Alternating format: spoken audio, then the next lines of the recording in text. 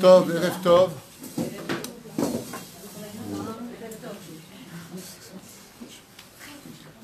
C'est toujours pareil. Non, c'est bon, c'est ça. Erev Tov, Erev Tov, Erev Tov. Donc, chacun à son rythme. J'ai décidé de ne plus reprendre pour le Erev Tov, puisque chaque fois que je dis, c'est très très discret. Avant de commencer, en tout cas, nous sommes ce soir le mardi 7 du mois de mai et le Gimel, Erev, bien entendu, mardi soir, du mois de Iyar en Yashem Rofecha.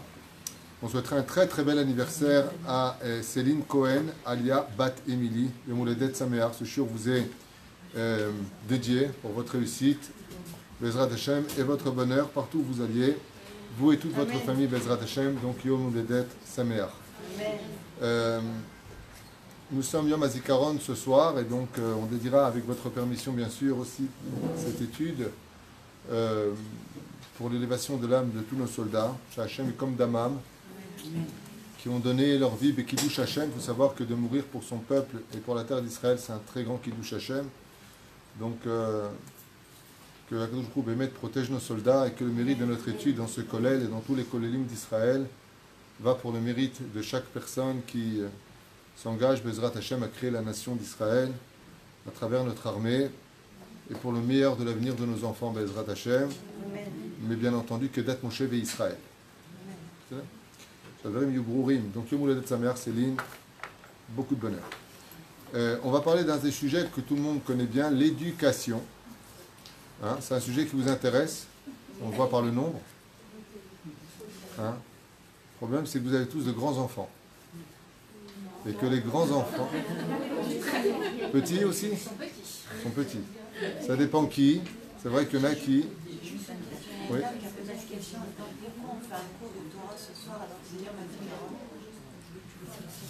Pourquoi est-ce qu'on fait un cours de Torah ce soir par rapport à Yom HaZikaron? J'aimerais quand même répondre à cette question, si vous le voulez bien. Comme on est dans l'éducation, il serait bien de nous éduquer au lieu de suivre nos cœurs. Vous savez qu'on ne peut pas s'adresser, quand on mélange chez les gens les sentiments, ce que j'explique ce matin, avec l'intellect. La Torah s'adresse à l'intellect.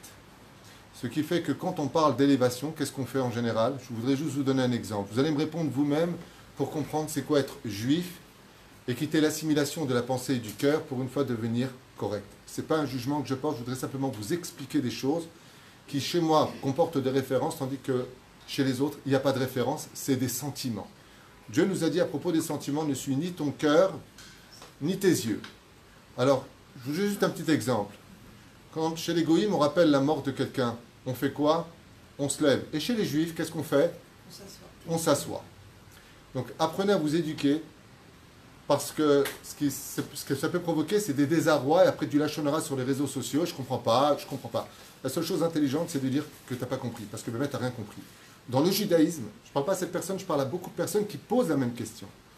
Que moi-même, je posais avant d'avoir fait tchouva et d'avoir étudié la Torah pendant des heures assis sur des chaises pour comprendre comment que ça se passe. Dans la Torah, dans le judaïsme, dans le Sefer Torah qui est ici, quand on perd quelqu'un ou quand on rappelle un zikaron, on s'assoit.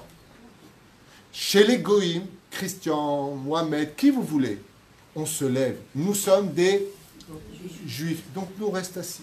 Mais comme il y a plein de gens qui confondent tout dans leur vie, si on ne se lève pas en public et qu'on est assis, c'est « tu as vu les religieux ?» Comme les gens ne comprennent rien au principe de la Torah, des halachot, de cette terre d'Israël qui nous a été donnée par la Torah. Quel est le seul dossier qui nous dit que cette terre est à nous? Un seul, c'est la Torah. Cette même Torah te dit comment te conduire.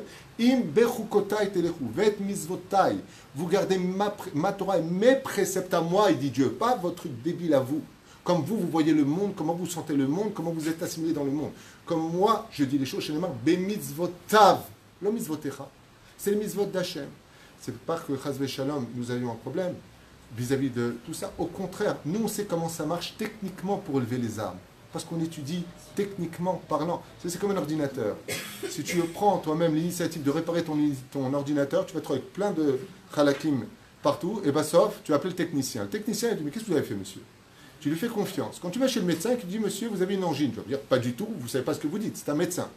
De la même façon, les médecins de l'âme, donc ceux qui sont rabbanim, je parle des vrais rabbanim, je parle des vrais rabbanim, on sait exactement comment ça fonctionne pour les âmes de nos soldats, pour les âmes de nos parents. Là, je reviens d'une askara. Et qu'est-ce qu'on a fait pendant l'Askara? Dvar Torah.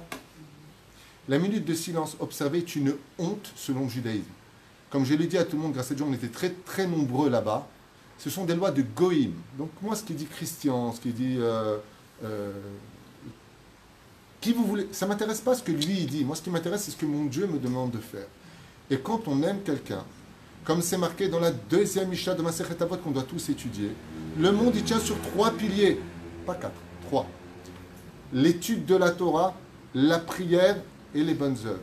Quand on aime nos soldats, qu'est-ce qu'on fait pour élever leur âme? Vetalmud Torah keneget kulam. Tu veux élever l'âme des gens? Ouais? Tu veux l'élever? Parle de livret Torah.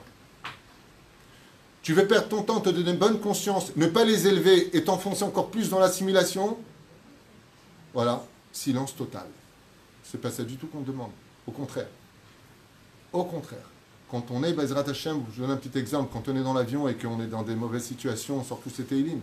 Quand on arrive au cimetière pour enterrer quelqu'un, qu'est-ce qu'on fait? On s'assoit, on se met debout, qu'est-ce qu'on fait? On fait des télim, on fait Dvar Torah, ça s'appelle le Yortzeit. La Chaim Bezrat Hashem, il n'y a pas un meilleur soir ce soir pour faire des livrets Torah, pour l'élévation de leurs âmes, tout simplement. Mais ça, c'est pour ceux qui comprennent, ou ceux qui posent des questions, à comprendre le fonctionnement des choses, et c'est comme ça que cela fonctionne. Le Talmud Torah Keneget Kulam, c'est pour ça d'ailleurs que, grâce à Dieu, Baruch Hashem, une personne a décidé de prendre un avraire à partir de ce mois pour toute l'année parce qu'il a perdu sa belle-mère. Et il est venu voir un grand en Torah qui lui a posé la question, qu'est-ce que je dois faire pour l'élévation? Il lui a dit, prenez un avraire qu'il étudiera toute l'année pour le Niftar. Alors permettez-moi, Bezrat Hashem, ce soir, de préparer ce shiur, enfin de parler de ce shiur avec l'aide d'Hachem sur l'éducation pour l'élévation justement de tous ces soldats qui nous ont quittés, Bekidouche Hachem. Voilà, j'espère que j'ai été clair. S'il y a d'autres questions dans ce domaine, je serai prêt à vous donner les réponses, non pas les miennes, non pas ce que je pense, mais les réponses de la Torah. Le Sénat, ça suffit, cette assimilation à 2 balles, de se comporter comme des Américains, des Chinois, des Français ou autres. Nous sommes juifs. Nous avons notre culture, nous avons nos ordonnances, et comme c'est marqué pour Yoshua bin Nun, dans la paracha de Re'e, Koum, lève-toi Yoshua, Lahama, parce que justement chez nous, quand on perd quelqu'un, on s'assoit et on est midbonen sur pourquoi ça nous est arrivé, qu'est-ce qu'on doit faire pour améliorer les choses. Mais de se tenir droit comme ça, je l'ai fait. Je le ferai demain matin à 11h, je serai peut-être dehors, je vais le faire. Pourquoi? Non pas pour les Niftarim, parce que pour les Niftarim, demain, tout le Kollel, les 27 avril, vont étudier pour l'élévation de leur âme. Ça, c'est intelligent. Mais si je suis dehors, pour ne pas qu'il y ait du Motzi Shemra, la Shonara, alors que c'est un mina qui a été instauré par des non-juifs, une kol hakavod, je le ferai parce que les gens sont trop bêtes, donc je ne veux pas leur porter préjudice ou provoquer du Lachonara, mais ce ne sont pas nos minagim. Vous pouvez demander à vos rabbanim, ils vous en parleront eux-mêmes, enfin les techniciens, de comment ça marche. Mais encore une fois, celui qui mélange, moi je ne suis pas d'accord, moi je ne comprends pas, la seule chose intelligente que tu as dit, c'était je ne comprends pas, donc il serait temps que tu comprennes. Voilà, j'adore. Tov. Hein? C'est clair. L'éducation.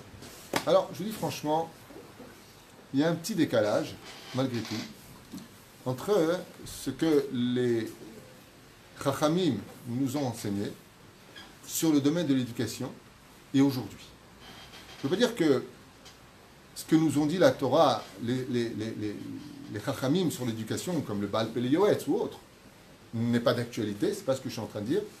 Mais je dis par contre qu'il y a un petit décalage que vous retrouverez dans plusieurs marottes comme Sanhedrin ou Sota, puisque on nous dit que la dernière génération ne sera pas comme toutes les autres générations. C'est pas la même chose. Il y aura une différence entre la génération du Mashiach et toutes les autres générations. À un tel point que 2 Amoraïm ont supplié le ciel de ne jamais vivre cette génération. Yehiratson, ils ont dit que je ne sois pas présent pendant cette génération.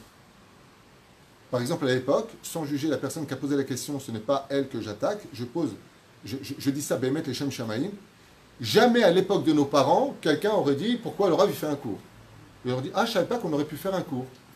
La différence entre aujourd'hui, où la chutzpah, elle est démesurée, je ne comprends pas ce Rav qui fait un cours. Je ne parle pas de cette personne, parce qu'il y en a des milliers comme. des gens qui penseraient ça aujourd'hui parce qu'ils n'étudient pas ou parce qu'ils ne savent pas. Jamais à l'époque de ma mère, petite en Tunisie, le Rav, il aurait fait un cours, quelqu'un aurait dit, je ne comprends pas, tu as fait un cours, celui-là. Ah voilà, on peut écouter la Torah, voilà, le Rav, il a fait un cours, c'est que c'est bon. La différence, elle est énorme. Et c'est ce que nous dit la Gemara, pas moi. Masechet Sota 49, Amoudbet, milieu de page. Il y a 1750 ans en arrière. Chutzpah Yizge. L'effronterie, Yizge, les sacsègues, elle va partir dans des horizons que jamais, jamais et au grand jamais, ouais, on aurait pu imaginer. Jamais. À un tel point que la Gemara va nous dire quelque chose qui a fait pleurer beaucoup de rabbanim pendant toutes ces décennies. Yerechet im'asu. Et celui qui, dans cette génération finale, représentera la Torah, Yerechet, celui qui aura peur de fauter, celui qui aura un téléphone cachère, celui qui ne regardera pas les femmes, celui qui n'ira pas à des mariages quand c'est les danses mélangées, Imasu, on en aura ras-le-bol d'eux. On ne les supportera plus, ces religieux. 1750 ans, Masechet, Sota, même tête, 49, Hamoud Bet, milieu de page, posez le doigt, vous tombez dessus. Donc, on ne peut pas comparer cette génération de la fin des temps avec tout ce qu'on a vécu au préalable. C'est inimaginable, le décalage, combien il est important. On perd nos repères. Ça veut dire que les enfants, les parents d'aujourd'hui, dans cette transition d'il y a 20 ans en arrière et il y a 40 ans en arrière, c'est un tel décalage au niveau de l'éducation qu'on est passé à boum, boum, boum en bas. Parce qu'à notre époque, à nous, quand on était jeunes, à l'époque des Stan Smith, des Reban, à l'époque du 501 et des Santiago, on commençait avec une fille. Tandis que nos enfants commencent déjà avec 8 filles à la maison. Là, 8 filles. Vous avez compris. Nous, on commençait avec une fille, à l'âge de 16, 17 ans. Ah, j'ai une fille. Ah, il était heureux, le mec. Aujourd'hui, nos enfants, ils grandissent dans une maison, sont bébés, avec déjà la 8 filles. Ce qu'il faut comprendre dans l'éducation, parce qu'il y a beaucoup de cours qui ont été faits sur l'éducation, pour regarder sur toratchaim.net, c'est que l'éducation de nos enfants, non seulement on les fait tomber dans un monde qui n'a plus rien à voir avec les mondes qu'on a vécu nous. Comme vous le savez, pour ceux qui ont mon âge plus ou moins, nous on a grandi avec la télévision à la maison, avec les grosses ampoules, le téléphone que tu mets ton doigt dedans, avec Candy, elle était gentille. Dans le savoir, oui. Princesse Sarah, Albator, c'est le héros. Goldorak, figure au point. Les héros étaient des héros. Les gentils, c'était ceux qui avaient de bonnes vertus. Les méchants avaient le rôle de méchants et on ne les aimait pas. À l'époque de la télévision en noir et blanc, quand un brigand se faisait poursuivre par la police, inconsciemment ou consciemment, quand on regardait le film, on voulait que le méchant se fasse arrêter. Aujourd'hui, ils vont te prendre un acteur que... Ah, j'adore cet acteur. Ils vont lui donner un rôle de voleur de voiture, de vendeur de drogue, de ce que tu veux. Et quand la police va l'attraper, toi tu es là en train de regarder ton écran, tu as les boules. Non, il ne faut pas qu'il l'attrape. Attends, t'as oublié ce qu'il est en train de faire. Ce que vous entendez joue énormément sur le conscient de l'homme. Tôt ou tard, ça nous rattrape. Tous ces films sont archivés à un tel point qu'on va jouer à des rôles qui, inconsciemment ou consciemment, vont faire de nous autre chose que nous. C'est-à-dire qu'on va inclure en nous de la touma, pour vous servir, de la pureté. Alors je vous explique un petit peu, pour reprendre un peu ce cours depuis la racine, comment ça se passe. Pour avoir des enfants qui vont bien, nous dit le Zohar HaKadosh, il faut aller bien soi-même. Et c'est une halakha. Par exemple, un homme s'est pris la tête avec sa femme. Il lui a dit, mais qu'est-ce que t'es moche. Sauvez Willy. Qu'est-ce que t'es ceci et qu'est-ce que t'es cela. Mais d'un coup, cet homme a des hormones mâles. Le côté animal revient. Il vient vers sa femme Et là, Halakha nous dit, tu n'as pas le droit d'approcher ta femme. Pas la femme lui dit. La femme, c'est sûr qu'elle va lui dire, don't touch man, you know. Hein? Tu me, hein? Et après tu me, hein? Ma pitom. Hein? En d'avoir casé. Le Shulchan Aruch nous dit, il est interdit d'aller vers ta femme si elle est contrariée. Il est interdit d'aller vers ta femme si elle est en colère. Et pourquoi? Il dit parce que cette colère-là va rentrer dans l'ovule et influencer cet ovule, ce qui fait que tu vas créer un enfant qui aura un mal de vivre depuis sa naissance. Donc on attendra le Shabbat chez les tzadikim, Shabbat Shalom dans l'harmonie, lama, que dès que cet enfant-là, comme le dit la Gemara dans Masechet, Shabbat, page 155, et pourquoi je fais exprès de donner les références comme un imbécile devant la caméra? Tout simplement pour bien faire comprendre que tout ce que je dis, c'est pas du David Tuitou qui parle, mais c'est la Torah qui parle. Celui qui n'est pas d'accord va voir les livres et dit avec les livres, pas d'accord, mais pas avec moi. Parce que moi, je suis un âne batté, je ne connais rien. Ce que je vous transmets, c'est une Torah de transmission, vélo yoter misé. Donc, le Shulchan Aruch nous dit dans Ilchot Ishut, Siman Kaf He, pour ceux qui veulent voir la référence, comment aller avec son épouse. Dans quelles conditions aller avec son épouse. Quel marchava on doit avoir, quelle pensée on doit avoir avec son épouse. Pourquoi? Parce que depuis cette référence de comment tu as eu cet enfant, tu sauras comment éduquer ton fils, ou plutôt quelles données tu vas avoir à ton fils. Je m'explique, pour que vous compreniez comment ça se passe. Tant que j'ai ma flèche et mon arc, et que je le tends et que je tiens cette flèche, je peux encore contrôler, diriger, décider d'où il ira et dans quelle direction partira cette flèche. Mais une fois que je l'ai lancée, à moins d'être Robin Hood, et d'être capable avec une autre flèche de la rediriger dans les airs, ce qui s'appelle la prière, pour rediriger cette direction, il va falloir que je fasse très attention avant de lâcher ma flèche. Ça veut dire qu'avant que l'homme et la femme se retrouvent ensemble, pour que, justement, la semence de l'homme rencontre l'ovule de la femme et crée un enfant, il va falloir se préparer déjà psychologiquement. Sinon, ce que je vais faire, je vais instaurer déjà une tache noire dans l'âme de l'enfant avant même qu'il ne soit conçu. Exemple de Yaakov Avinu. Yaakov, en allant avec Léa, il pensait qu'il était avec Rachel. Il a créé un Ben Temura. Il a instauré une clipa dans l'âme de son fils, sans même l'avoir fait exprès. C'est pour ça que Reuven fautera dans le sens contraire. Il déplacera la couche de son père. Comment Reuven a-t-il dit que tu as fait une telle erreur? Réponse très simple. Parce que je suis né dans une mauvaise pensée qui s'est inclue dans la semence de mon père, j'ai nommé Yaakov Avinu. Et quand il est parti avec ma mère, il pensait qu'il était avec une autre femme, Tmura. Zot Tmura Tacheni. Donc, on va inclure un enfant qui va naître avec une tâche. Et cette tâche va le poursuivre. Tout est réparable, la tchouva existe. C'est comme un homme qui vient vers sa femme, Nida. Le lendemain d'un jour quelconque, elle va ovuler. Mais elle n'est pas allée au mikvé. Cet enfant s'appelle, dans la Gemara, Ben Nida, fils de la Nida. Il y a une liste assez longue comme ça dans la Gemara, à savoir comment s'appelle tel et tel enfant, dans quelles conditions il va naître. Donc automatiquement, revenons maintenant à ce que nous expliquions au début. Quand on est nous-mêmes dans une génération aujourd'hui qui va mal, au niveau psychologique, comme je l'ai expliqué la dernière fois en Chiour, hors caméra, après la Shoah, les Marshemov Zechlo de Hitler qui a tué des corps, nous sommes plongés aujourd'hui dans une nouvelle Shoah. Mais elle est encore plus maligne, parce qu'elle est psychologique. Les gens, de façon générale, ont un mal de vivre. Les gens vont mal. Rien que ce matin, j'en parlais tout à l'heure avec mon épouse, que Dieu la bénisse, rien que ce matin, sans vous mettre mal à l'aise, 4 coups de téléphone de 4 couples qui divorcent. Depuis ce matin jusqu'à maintenant. 4. Et je pose la question à la personne, je lui dis, il n'y a pas d'espoir, vous avez encore peut-être des sentiments?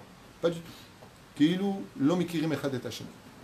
Comment vous voulez que des enfants grandissent quand il y a un tel malaise psychologique dans la tête des gens?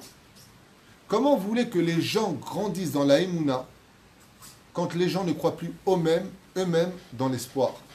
Comment voulez-vous que nos enfants y grandissent quand ils voient toute la journée des parents se chamailler? Comment vous voulez que des enfants croient en l'amour quand eux-mêmes voient leurs parents se séparer? Ce que l'on vit aujourd'hui, ça n'existait pas avant. Ma mère m'avait raconté une fois, en Tunisie, je lui dis, maman, que Dieu la bénisse, le fois je l'ai. Il y avait des femmes qui divorçaient, elle m'a fait, ouh, je dis quoi, c'est ouh. Il y avait beaucoup, elle me dit pas du tout. C'était honteux. Avant, une femme, le divorce, c'était la divorcée. C'est-à-dire que tu avais plein de monde, et on voyait le malaise de cette femme qui rentrait seule, parce qu'il y a Yemina ou Smola. Aujourd'hui, il y a des pathologies qui sont extrêmement violentes, et je reviendrai toujours sur ce sujet-là, que seuls ceux qui connaissent parfaitement et qui ont étudié ce sujet ou vécu ce sujet peuvent se permettre d'en parler. Les autres qui n'ont pas vécu, qui ne savent pas de quoi ils parlent, feraient mieux de se taire. C'est le pervers narcissique. Alors je ne sais pas si ça pousse comme les champignons, il y en a de plus en plus. En tout cas, ça se dévoile de plus en plus. Pas déclaré par des incompétents, par des psychologues. Il y en a de plus en plus. Comment voulez-vous qu'un enfant grandissent avec des parents schizophrènes, des parents narcissiques, des égocentriques, des problèmes non réglés d'enfance. Et on va demander à nos enfants, alors qu'on a tous nous-mêmes une pathologie de base, c'est qu'on va exiger de nos enfants de réussir là où nous, on a échoué. C'est des fois inconscient et c'est des fois conscient. C'est-à-dire que tu as le père qui va dire à son fils, mais tu ne vas pas être un âne comme moi. Papa, je ne suis pas né pour le relever ton étendard à toi. Je veux dire... si toi, tu es un âne batté, ben, va étudier comme ça, tu finiras bien ta vie. Okay? On va demander à nos enfants de réussir là où on a échoué. Parce qu'on ne veut pas avoir une continuité de ce que nous sommes. Mon fils, je n'ai pas été à la hauteur, toi, sois à la hauteur. Moi, je serais le fils, je dirais, papa, sois toi à la hauteur. Parce que l'exemple, c'est toi. Depuis quand les enfants doivent devenir les exemples des parents? Non, c'est à toi de relever l'étendard. C'est à toi de régler les problèmes. Et sachez-le, je n'ai pas honte de le dire. Aujourd'hui, les psychologues numéro 1 des parents, vous savez, c'est qui? Vous le savez apparemment, ce sont les enfants. C'est qu'aujourd'hui, les mères se confient à qui, je vous en prie? Aux enfants. Les parents se confient aux enfants. Alors que les enfants, ils ont déjà leurs problèmes. Et le problème, à qui ils vont se confier, eux, si leur mère va mal ou si leur père va mal? À qui, eux, vont-ils parler? Donc, ce malaise, comprenez-le, dans cette génération, pousse nos enfants à grandir plus vite que ce que la demande l'exige. C'est-à-dire que pour avoir un enfant qui soit équilibré, il faut que quand il ait 6 ans, il ait 6 ans. Quand il aura 10 ans, il a... J'ai 10 ans. J'ai pas 15 ans, j'ai 10 ans. Puis quand j'aurai 13 ans, j'aurai 13 ans, j'aurai des responsabilités. Puis quand j'aurai 20 ans, j'aurai 20 ans. Mais si tu me demandes dès l'âge de 8 ans de faire un choix entre papa et maman, comment tu veux que moi, dans ma vie, demain, je sois bien? Je vais véhiculer en moi un mal de vivre. Parce que nos enfants sont pris en otage dans tous nos problèmes psychologiques, conjugaux, divorces, et voire même des fois quand on vit ensemble de façon colocataire. Parce qu'il y a beaucoup de couples qui vivent en colocataire. Vous ne savez pas combien de couples? Imaginez un petit peu la scène des enfants. Juste imaginez. Bien entendu, tout ce que je vous dis, ce n'est pas des jugements, c'est des états de fait, c'est mon métier. Dans le cas où il y en a qui ne me connaissent pas. C'est mon métier. Je travaille depuis 22 ans dans ce sujet-là. Vous savez combien il y a de maris qui dorment dans le salon et la femme dans la chambre? Vous savez combien... Ils sont pas disputés. C'est leur façon de vivre aujourd'hui. Chacun son life. Chacun sa vie. Avant, quand le père il se disputait avec la mère, et tu rentres pas dans la chambre ce soir, après 1 heure ou 2, elle lui disait, bon, viens dormir dans la chambre, c'est honteux. Viens, j'ai mis le matelas par terre, c'est pas grave, mais c'est pas joli que nos enfants ils voient ça. Aujourd'hui, mais alors pas du tout. Je pose la question à des enfants jeunes. Comment ça se passe à la maison? Ben, papa il dort dans le salon depuis toujours et puis maman dans la chambre. Vous créez un déséquilibre. Je vais vous expliquer une chose. Pour qu'un enfant aille bien, il y a des règles. Je ne parle pas de Torah maintenant, je parle de psychologie. Il y a des règles. Je prends souvent cet exemple parce que je trouve que c'est le plus beau sport pour expliquer ce que je vais dire maintenant. C'est la plus belle métaphore. Vous savez, quand un homme... Vous connaissez le ski, là, quand tu te lances sur une piste? Vous avez vu ça? C'est un mec comme ça, tu as la caméra qui regarde en bas, et rien que tu regardes, tu ne veux pas descendre. Mais lui, il va descendre. Et en plus, il est content, tu vois, il est comme ça, avec la caméra, il est comme ça. Ouais. Et d'un coup, il se lance. Mais il se lance à 90 km/h, hein, le mec. Et d'un coup, il joue au cygne ou au canard, je ne sais pas ce qu'il fait. Il est comme ça, les jambes écartées, couché sur ses skis. Et il attend la chute, l'atterrissage. C'est merveilleux. C'est un beau sport, la vérité. Je te rasera personnellement. Mais lui, il kiffe. Il est là, il est là. Et quand il arrive en bas, il fait ouais. Comment se fait-il qu'un mec à 90 km/h, 100 km/h, des fois 110 km/h, éjecté à plus de 30 mètres au-dessus du sol, il arrive comme une fleur? Réponse très simple.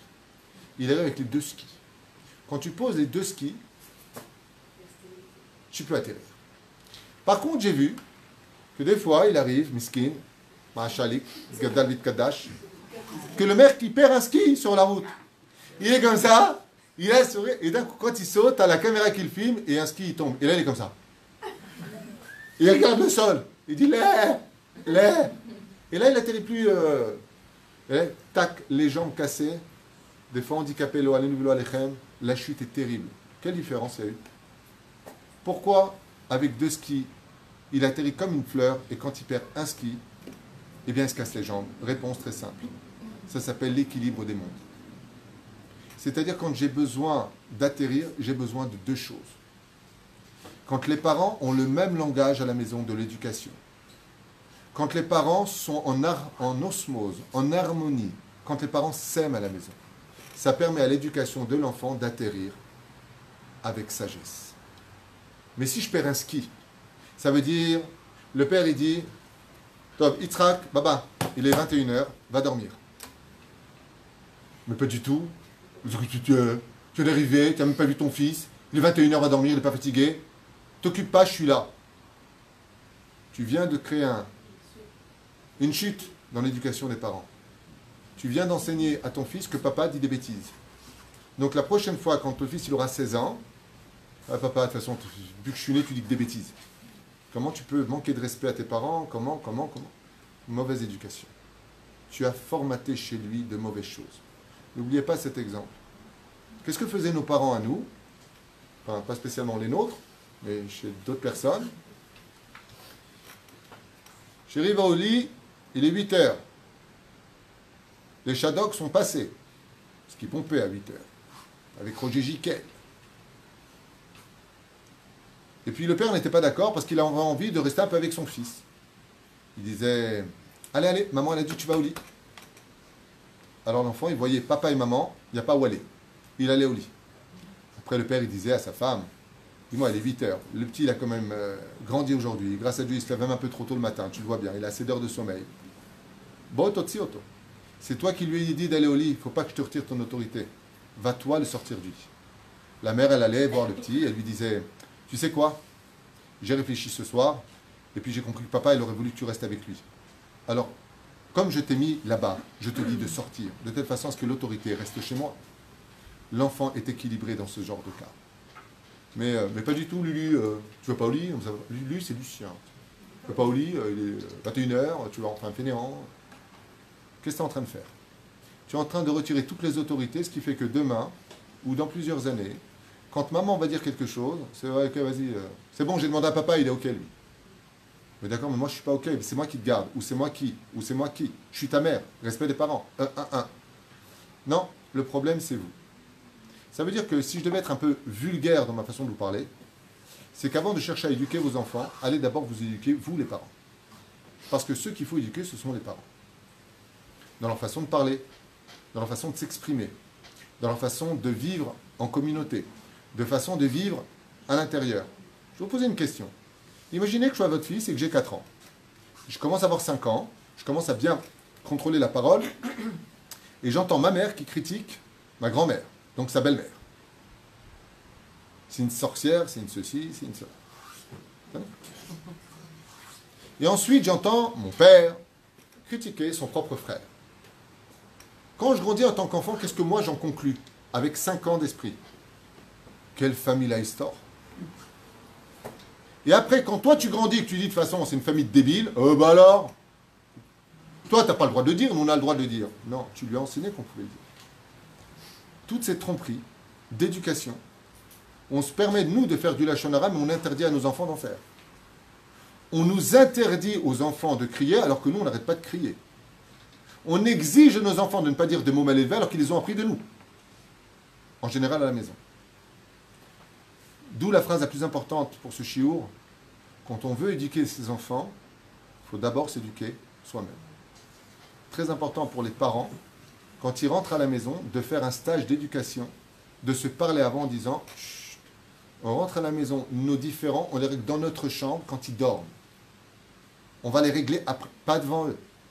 Parce que sinon, ça fait une génération qui ne croit plus au mariage, qui ne croit plus en l'amour, qui ne croit plus en Dieu, qui ne croit plus en rien. Et qui, plus que ça encore, tu vas avoir un enfant qui va dire, voilà maman, avec ton kissouille, à quoi ça te sert? Voilà, ton Shabbat, à quoi ça te sert? T'es heureuse? Pas heureuse. Ouais, papa, il t'a quitté, t'as fait comme ça. Voilà ce qu'il va revenir. Pourquoi? Parce que vous avez commis des erreurs fatales en sous-estimant l'intelligence de cette génération, qui comprend tout, qui voit tout et qui analyse tout, et qui vous entend, et qui sont morts de rire quand après vous venez Shabbat Vartora, tais-toi, tais-toi Yaakov, Yaakovi, tais-toi, Vartora, papa il parle. Si tu pouvais te taire, parce que qu'est-ce que tu déblatérais comme bêtise il y a juste un instant? Dougma Ishit, c'est le secret de toute l'éducation. Sois un exemple qui s'exprime par la parole, la pensée et l'action devant tes enfants. Alors tu vas les éduquer. Parce que les enfants ne sont pas bêtes. Les enfants comprennent vite. Et cette génération n'est pas comme les autres. Ken? Il y a quelqu'un qui demande, quand il y a un couple qui est séparé, que l'un est religieux et l'autre est punie, alors comment ils font pour les... Automatiquement, vous avez le droit d'intervenir pendant Shiur parce que je suppose qu'il va être rempli de questions. Quand il y a un divorce et que l'un est religieux et que l'autre ne l'est pas, l'enfant va être mené à faire un choix plus tard entre les deux mondes. C'est-à-dire que d'un côté, c'est ce qu'on appelle construire dans des sables mouvants l'éducation. Sachez-le, des deux côtés c'est pareil. Construire dans des sables mouvants une maison, qu'est-ce qui se passe? La maison chocat, elle tombe à l'intérieur. Si par exemple, à droite, on va enseigner les valeurs du Shabbat. L'homme, par exemple, l'exemple que je prends, c'est l'homme religieux. Ouais. Et donc, mon fils, Shabbat, Ayom, ta. Automatiquement, il va être mené à faire du Lachon Hara sur l'autre. Bon, enfin, maman, elle n'en a rien à faire. Quand je suis chez elle, je préfère faire Shabbat chez maman. Tu sais pourquoi? Elle ne me casse pas les pieds. Oui, mais maman, elle se comporte comme une Goya. Donc là, tu viens de dire de ma mère que c'est une Goya. Donc il y a déjà un retrait qui se fait. Mais comment récupérer cet enfant dans le monde de la Torah? C'est très compliqué. Donc il faut être très adroit. Il faut aller voir un chacham, et pas n'importe lequel. Quelqu'un qui connaît les secrets de la pédagogie enfantine, de façon à expliquer les choses sans salir l'autre pour autant. Tov, maman, elle a pris un chemin. Tu sais, il y a encore beaucoup de gens qui n'ont pas compris. Peut-être qu'elle a eu un coup dur, maman, elle suit son chemin, mais toi, tu n'es pas obligé de le suivre. Donc qu'est-ce qu'on fait dans ce cas-là? Je vais te répondre. Quand on est religieux, on montre l'aspect justement d'être sympathique. Parce que qu'est-ce qui va se passer? Quand tu vas chez quelqu'un qui est religieux, c'est que toute la journée, Assoure, tu es interdit, tu vas Gainam, le rasera, tu vas porter l'arsène. Tandis que de l'autre côté, c'est, t'as kiffé mon cœur, tu vas encore, tu veux manger un bon chocolat après la viande, au lait, mais ça que sourire. Donc qu'est-ce qu'il reste à faire? Comme la Sitra Hara, elle emporte pour cette dernière génération, ça veut dire avant le dévoilement divin, avant la Géoula, il va falloir, quand on est divorcé, il va falloir, quand on est dans le monde de la Torah, d'être encore plus sympathique, plus souriant, plus ensoleillé que l'autre. Ça veut dire encore plus trouver les mots, être plus intéressant, être proche de ses enfants. Mais si maman de l'autre côté, elle est chilonite, les trucs comme ça, et je fais pas Shabbat, elle va à la plage, elle lui achète une glace, elle fait kiffer son fils, et l'autre, on va à la bête à Knesset, parle pas, ne dis pas, rassera ton truc, tu m'as porté l'arsab chez maman, c'est plus facile. Parce qu'on a un grand Yetzer Hara.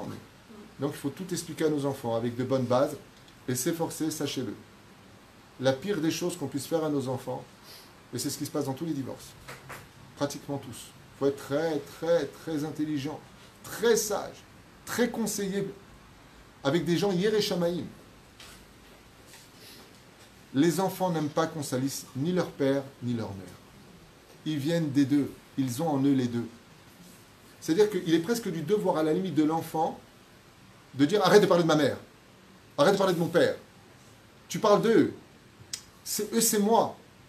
Alors, qu'est-ce que vous voulez qu'un enfant il fasse quand la mère critique le père? De toute façon, ton père, c'est un ceci, ton père, c'est ta mère, mais je ne sais même pas comment j'ai vécu avec.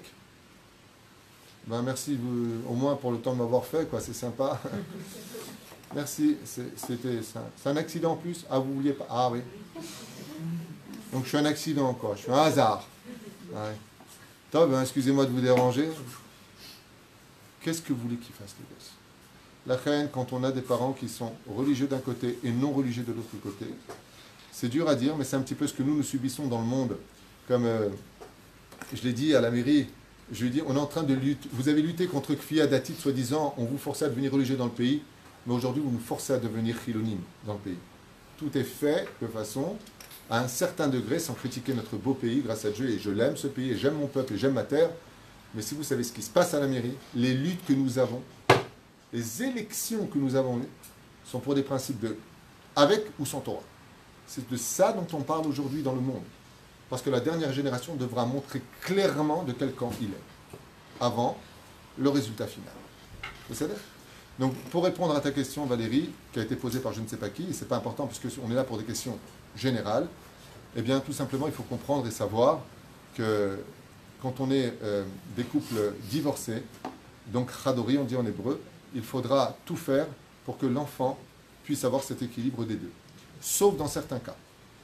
Si l'autre conjoint est déterminé par des professionnels du métier en psychologie, donc des psychologues ou des psychiatres comme pervers narcissique, ou comme dangereux, ou comme fréquentant par exemple, il y a eu des cas de couples recomposés où la belle-mère a été extrêmement violente avec les enfants, elle les a enfermés dans des placards, ou à leur brûler des choses, ou un hiloderma. Il y a eu des cas, je vous affirme, il y a eu des cas. Dans ce cas-là, il faudra agir de façon différente. Il y a lieu de sonner une sonnette d'alarme, de mettre en garde par rapport à certaines choses, quitte à faire même intervenir un apotropos, c'est-à-dire une personne d'État compétente pour bien surveiller la sécurité de nos enfants. Il se passe beaucoup de choses, donc si c'est des cas d'extrême comme cela, il est évident qu'on ne peut pas donner la même recette. Aval, pour les gens normaux qui ne se seraient pas entendus dans cette génération, donc la mode tiens, viens, on divorce, eh bien, ce qu'on leur dira, c'est tout simplement si tu n'as pas réussi ton mariage, réussis au moins ton divorce. Ça veut dire, donne une bonne éducation à tes enfants. C'est très sage de dire, par exemple, non, je ne veux pas savoir ce qu'a fait ta mère, c'est ta mère, toi, tu dois la respecter. Azov, prie pour qu'elle fasse tes chouvas. C'est plutôt des mots qui vont construire que des mots qui vont détruire. Sauf, je dis bien, si on parle de parents dangereux, de parents qui ont des pathologies qui ne prennent pas leur cachet, qui peuvent devenir violents, des parents qui font de la sorcellerie, il y en a, contre toute attente, il y en a. Et il y a même des parents qui vont utiliser leurs enfants sans aucun sentiment pour détruire l'autre. Il y en a aussi, malheureusement. Alors, chaque cas demandera une explication et une réponse, parce qu'on ne peut pas donner la recette générale, parce que chaque personne est différente. Il y a beaucoup de gens qui changent après le divorce. Il y a une haine qui monte, l'amour se transforme très vite en haine, et ça va très très loin. Surtout quand un des conjoints refait sa vie, ça devient encore plus compliqué, parce que d'un coup, tu as une étrangère qui prend ton fils à toi chez elle, et ça passe entre ses mains. Et en général, c'est rare de trouver des belles-mères qui aiment les enfants de l'autre comme ses propres enfants. C'est pratiquement impossible selon la Gemara. C'est rare, c'est l'exception à la règle quand c'est rare. À Val, c'est très compliqué puisque 90% des couples recomposés divorcent à cause des enfants. C'est-à-dire que les enfants mettent leurs parents entre un choix, ou nous, ou ton conjoint, ou ta conjointe. Dans ce cas-là, il y a une chose à faire, c'est qu'avant le mariage, on fait une réunion familiale et on met les frontières ensemble pour les enfants, quitte à ce que ça leur déplaise. Parce que si vous voulez les construire, je finirai juste avec cette phrase, et surtout pour les femmes divorcées, arrêtez le côté maintenant, Shakespeare, je ne vivrai que pour mes enfants. Si vous avez divorcé que date mon chez Israël et que vous voulez aider vos enfants, refaites votre vie. Parce que vos enfants vont très vite grandir, et ils vont se marier, et ils vont se barrer. Et il sera trop tard pour faire vos vies. Donc soyez, non pas égoïstes, mais intelligents, parce que si ça n'a pas marché une histoire d'amour avec un conjoint, eh bien, au moins que ça marche comme exemple avec un deuxième conjoint. Si Dieu a eu le déluge lui-même, eh bien, il faut savoir qu'après est né Abraham Avinu.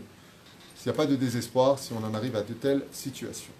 Et quoi qu'il advienne, c'est vrai que les divorces, et j'aimerais revenir sur cette Nikuda, nos enfants aujourd'hui sont éduqués non pas par vous, mais ils sont éduqués par Internet.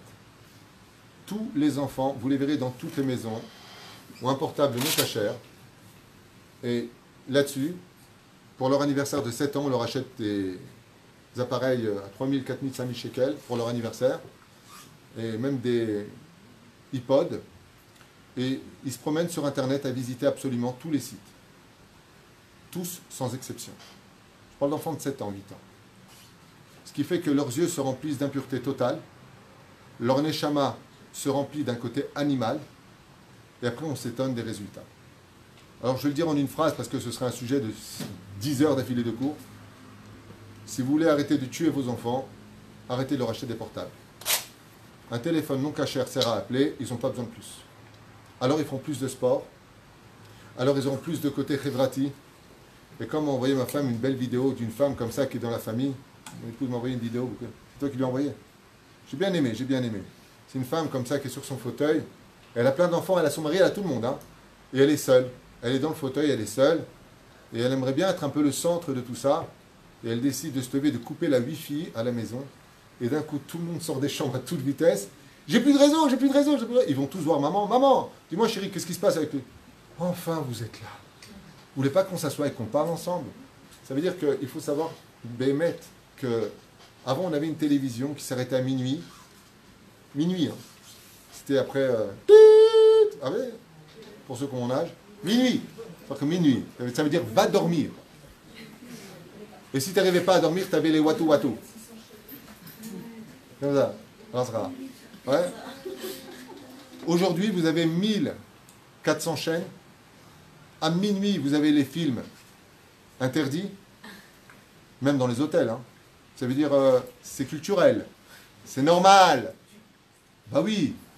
Bah, qu'est-ce qu'il y a? C'est normal, c'est un film zéro, quoi. On nous a, comme la Hasbana, on nous a inculqué que c'était normal maintenant. C'est normal. On nous inculque aujourd'hui, quand nos enfants ils arrivent et qu'ils trouvent les toilettes, hommes, femmes, transgenres. Je vais où, maman? Mais, ce que je dis, c'est réel. Dans beaucoup de pays européens, on enseigne que l'homosexualité est un amour aussi cachère qu'un homme et une femme. En Allemagne, on enseigne aux enfants qu'un homme avec un animal ou une femme avec un animal peuvent se marier. Il y en a un qui a laissé une fortune de 180 millions d'euros. La Garfeld. À qui? À son chat. Même Duchesse. N'en croyez pas ses yeux. Duchesse, c'est l'actrice dans les Aristochats. 180 millions d'euros à son chat. Combien de touma on peut avoir en soi pour faire une chose pareille?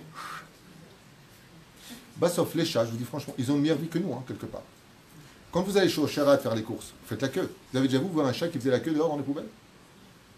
Il est tranquille. Il a un harem de femme, tranquille comme il veut. Et il est bien. Il est tranquille. Et quand il n'a pas de quoi manger, tout le monde vient lui apporter à manger. La reine Bisiata Dishmaya, sachez que tant que nos enfants, et écoutez bien ce que je suis en train de vous dire, traitez-moi de fanatique, de débile, de ce que tu veux. C'est vous les assassins. Tant que vos enfants auront des portables non cachers, ne venez jamais poser des questions sur l'éducation. Vous les avez vendus à la Touma. À un tel point que les plus grands psychologues du monde de la Torah se sont rendus compte des dégâts que ça pouvait créer, qu'ils interdisent de recevoir un enfant dans les Talmud des Torah s'il possède un téléphone non caché. Et ma réponse est, au début je n'étais pas très d'accord, mais ma réponse est, ils ont raison. Ils ont raison. Ils ont raison. Parce que l'enfant, il rapporte ça à l'école, il incite la curiosité chez d'autres enfants qui, eux, par contre, n'ont pas ces problèmes. Et nous, qu'est-ce qu'on fait? Je vais vous parler un peu crûment. Comme on est fatigué, surtout vous les femmes qui avez la responsabilité de travailler, de vous occuper psychiatre du mari, de vous occuper de la maison, de faire à manger, ce que vous avez. Maman, maman, Dai, appelle-moi Geneviève, j'en peux plus. Qu'est-ce que vous faites? Tiens, regarde, mets un dessin animé, vois ce que tu veux, et voilà, dégage. Crève avec ton gosse, mais lui donne pas le portable. Le mot crève est tunisien, bien entendu. Ouh, qu'est-ce qu'il a dit? Crève avec ton gosse. Mon Dieu, c'est quoi ce grave? C'est un langage tunisien qui veut dire efforce-toi de faire plus d'efforts. Non, je fais attention maintenant, parce que quand j'ai dit à quelqu'un Taras, j'ai reçu 3 messages. Ah, tu tout, il a dit Taras. Les Tunisiens ont dit ça, chez nous, ça veut dire Taras. Quand je bois du coca, je rote. Je ne suis pas extraterrestre. Mais Kitsour Velaïnian, tant que vous vendrez vos enfants à ce genre d'appareil, non seulement vous allez les abrutir, non seulement vous rentrez de la touma en eux, mais vous rendrez des comptes au Créateur du monde. Pourquoi? Prenons la recette de la Torah. La Torah nous enseigne, chers amis, écoutez bien, ouvrez bien grand vos oreilles. Ça, c'est la recette de la Torah avant que je rentre dans le côté révolte, qui est tout à fait légitime. La Torah nous demande d'abord de manger strictement kasher. Avant la paracha de Tazria, nous avons la paracha de Shemini, qui vient nous enseigner qu'est-ce qu'on mange. Après seulement, on peut manger kasher. Ensuite, on nous parle de la metzora, c'est-à-dire de la lèpre, des impuretés qui viennent chez nous. Pourquoi? La Torah nous enseigne un seder, que quand on vient pour mettre la vie au monde, il faut inclure de la vie à l'intérieur. Prenons un exemple. Pachout. Pachout Meod. Yaakov Avinu est devenu tzaddik. Et le Midrash nous dit que quand sa mère elle passait enceinte à côté du Beth Midrash, l'enfant voulait sortir. Quand elle passait devant une maison d'Avodah Zarah, c'est Esav qui voulait sortir. Mais en réalité, ce qu'il faut comprendre, c'est le contraire. L'influence de la Gdusha de l'extérieur influençait sur Yaakov qui le motivait à étudier plus sa Torah. De l'autre côté, Esav, de l'autre côté du ventre, quand elle passait du côté d'Avodah Zarah, l'influence venait sur lui et le revenait ce qu'il était. De là, comme vous l'enseignera n'importe quel gynécologue, quand vous mangez du piment, votre enfant mange du piment. Quand vous fumez, l'enfant fume. Quand vous pleurez, l'enfant pleure. Quand vous êtes en colère, l'enfant se met en colère. La preuve en est. Vous avez un médecin ici, Dr Naoum. Quand une femme n'est pas très bien et qu'elle voit que le petit ne bouge pas, on lui dit « mange du chocolat ». Et pourquoi tu veux que tu manges du chocolat? Je n'ai pas faim. Parce que quand tu vas manger du chocolat, toi, peut-être que tu n'as pas faim, mais l'enfant, il fait par le cordon ombilical. Commence à bouger, c'est sucré, c'est bon ce qu'il y a là-haut. Ça veut dire quoi? Ça veut dire que si toi maintenant, tu es enceinte et tu fréquentes des endroits qu'il ne faut pas fréquenter, que toute la journée tu critiques des gens ou tu entends des critiques des autres, que toute la journée tes yeux regardent de l'impureté, ne t'étonne pas de mettre au monde un enfant qui va naître avec beaucoup d'impureté. Le petit sadique, tu l'as déjà rendu rachat. Voilà l'exemple de la Gemara, pas David Huitou. La Gemara, 1750 ans en arrière. Non, un peu plus. Une femme est tombée enceinte. Et qu'est-ce qu'elle a fait? Elle a quitté sa maison. Elle a dit à son mari, Rabban Shimon, Ben Gamiel, je te quitte. Il dit, où tu vas? Je vais vivre au Beth Midrash. Elle a pris une paillasse, elle est montée à Ezrat Nashim, et elle s'est installée là-bas. Son mari lui a dit, quand est-ce que tu reviens? Il lui a dit, après l'accouchement. Elle s'est installée pendant 9 mois. Bezrat Nashim, dans le Beth Midrash, où étudiait tous les Tanaïm. Et jour comme nuit, comme ça étudiait toute la journée, elle caressait son enfant et lui disait, tu écoutes les réponses, mon fils, tu écoutes. De là est né un enfant, le divin enfant. Rabbi Yehuda Anassi, Rabbeinu Akadosh. De l'autre côté, sa copine, qui n'était pas juive, elle était enceinte. Et elle a accouché le même jour. L'empereur avait fait un décret à cette époque.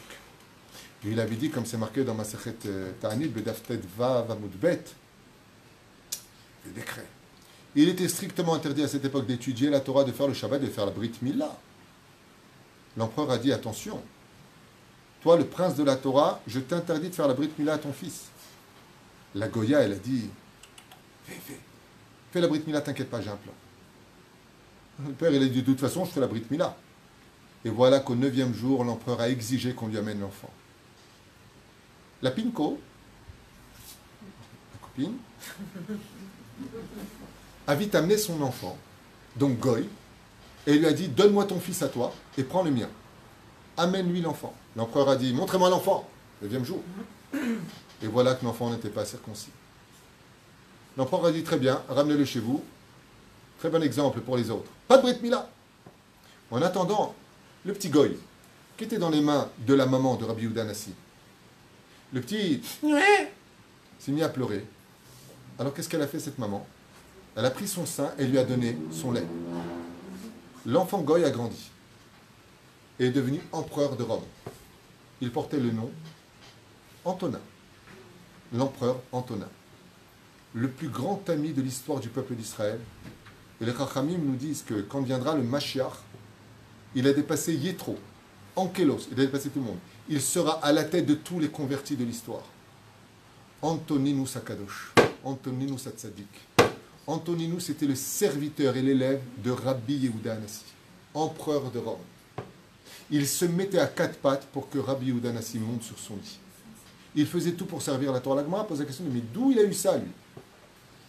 Eh bien, parce qu'il a bu quelques gouttes du lait de la mère de Rabbi Yehuda Nassi, qui n'a jamais mis ses yeux dans un iPod, qui n'a jamais écouté de la musique roll, qui n'a jamais fait d'Avera. Elle s'est éloignée de toute impureté, ce qui fait que son lait, il a été capable d'influencer sur l'âme d'un non-juif, qui est devenu plus juif qu'un juif, et un des plus grands de l'histoire du peuple d'Israël. Là où est rentré Rabbeinu Akadosh, rentré Antonin. Ils sont chavruta dans le monde d'en haut. Tavinu mazé kedusha. Alors imaginez maintenant le contraire. Tu vas où? Je vais en boîte. Alors que je suis une sardine ce soir. Femme enceinte. Et je danse sur le rock'n'roll d'Elvis Presley. Just one for the month, two for the show. Pas avec mon mari en plus, non, avec copain de mon mari. J'adore ton ami, il danse bien. Et le petit à l'intérieur, comme ça, avec l'ange Gabriel, Shadow, qu'est-ce que je vais faire moi? L'ange Gabriel est comme ça, il est en train de lui dire, il y a marqué dans justement, il faut autre chose. Baba, ce que tu vis, tu vas le faire vivre à ton fils. Et après, on s'étonne des résultats. Vous avez compris pourquoi le monde dit orthodoxe se cloître dans des loulim, dans des quartiers. On évitera ce genre de musique. On évitera ce genre de lieu. On ne va pas à des mariages mélangés. Pourquoi ils sont comme ça? Elle était grand, sois pas fanatique. Parce que si je vais là-bas, c'est comme moi une fois, je suis revenu de Belleville. Ma mère m'a dit, Yaoudi, viens manger. Qu'est-ce que tu me fais? Elle m'a dit, je te fais un poisson frit comme tu aimes. Je suis parti. J'ai dit à personne. Je rentre chez moi à la maison, ils m'ont tous dit, t'as vu maman? Je dis, comment tu sais? Il m'a dit, tu sens l'huile. Quand tu rentres dans un endroit, les pustules dans l'atmosphère que tu ne vois pas, les microbes, appelez ça comme vous voulez, les molécules de l'impureté se mettent sur toi.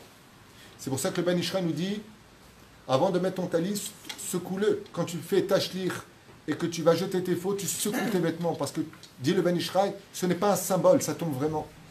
Parce que ça vient sur tes habits. Ça vient sur toi et ça influence sur toi.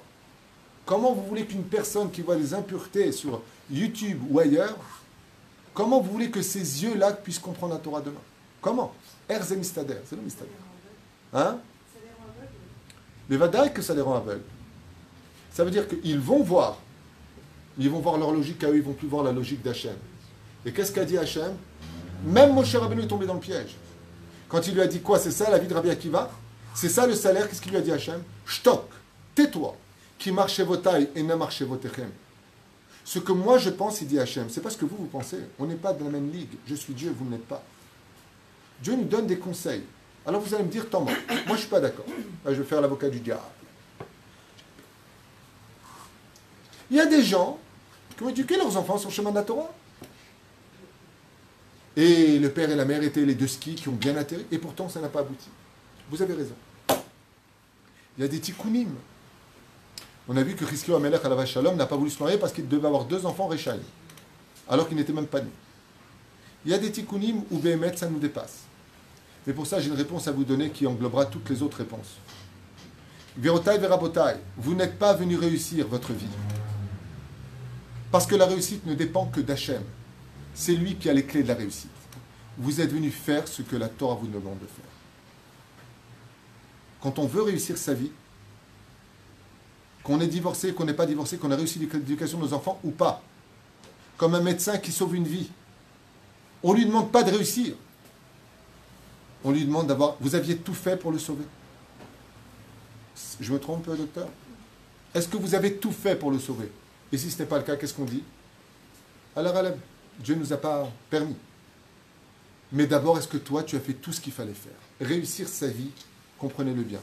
Ce n'est pas de réussir de rendre ses enfants les plus religieux du monde, c'est pas ça réussir sa vie. Ça, c'est un cadeau d'Hachem. Pour avoir un très, très grand mérite. Ou accepter une vie de grande souffrance. Une fois, il y a des gens qui me disent, une histoire comme ça qui s'est passée à Netivot, il y a une vieille dame qui m'a dit, mais pourquoi j'ai tellement souffert? Je lui dis, qu'est-ce que font vos enfants aujourd'hui? Elle me dit, j'en ai un qui est à la mairie, j'en ai un autre qui travaille, j'en ai un qui est rave, et j'ai vu vos petits-enfants, ils sont tous en yeshiva. Je lui dis, il fallait bien souffrir pour cela. Elle m'a dit, ah, ça veut dire tout ce que j'ai souffert, c'était pour avoir le mérite d'avoir des petits-enfants dans la Torah? Je lui ai dit, oui. Elle m'a dit, alors j'accepte tout Bekef.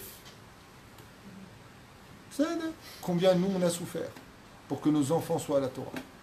Quelqu'un m'a envoyé aujourd'hui un WhatsApp parce qu'elle fait partie d'un groupe où les parents critiquaient les écoles juives, vous apprenez la Torah, ils préfèrent les mettre dans les écoles laïques, au moins là-bas c'est propre, au moins là-bas... T'étonnes pas des résultats, même. T'étonnes pas des résultats. T'étonnes pas s'il finit pas avec un juif. T'étonnes pas de tout cela. T'étonnes pas si demain il n'est pas chômeur Shabbat. Fais ce que la Torah te demande. Ouais, mais ils prennent trop d'argent. T'as raison. Moi, je trouve que c'est beaucoup ce qu'ils payent en France. Mais si c'est le prix à payer, paye le double s'il le faut. Mets tes enfants, il y aura de la Torah.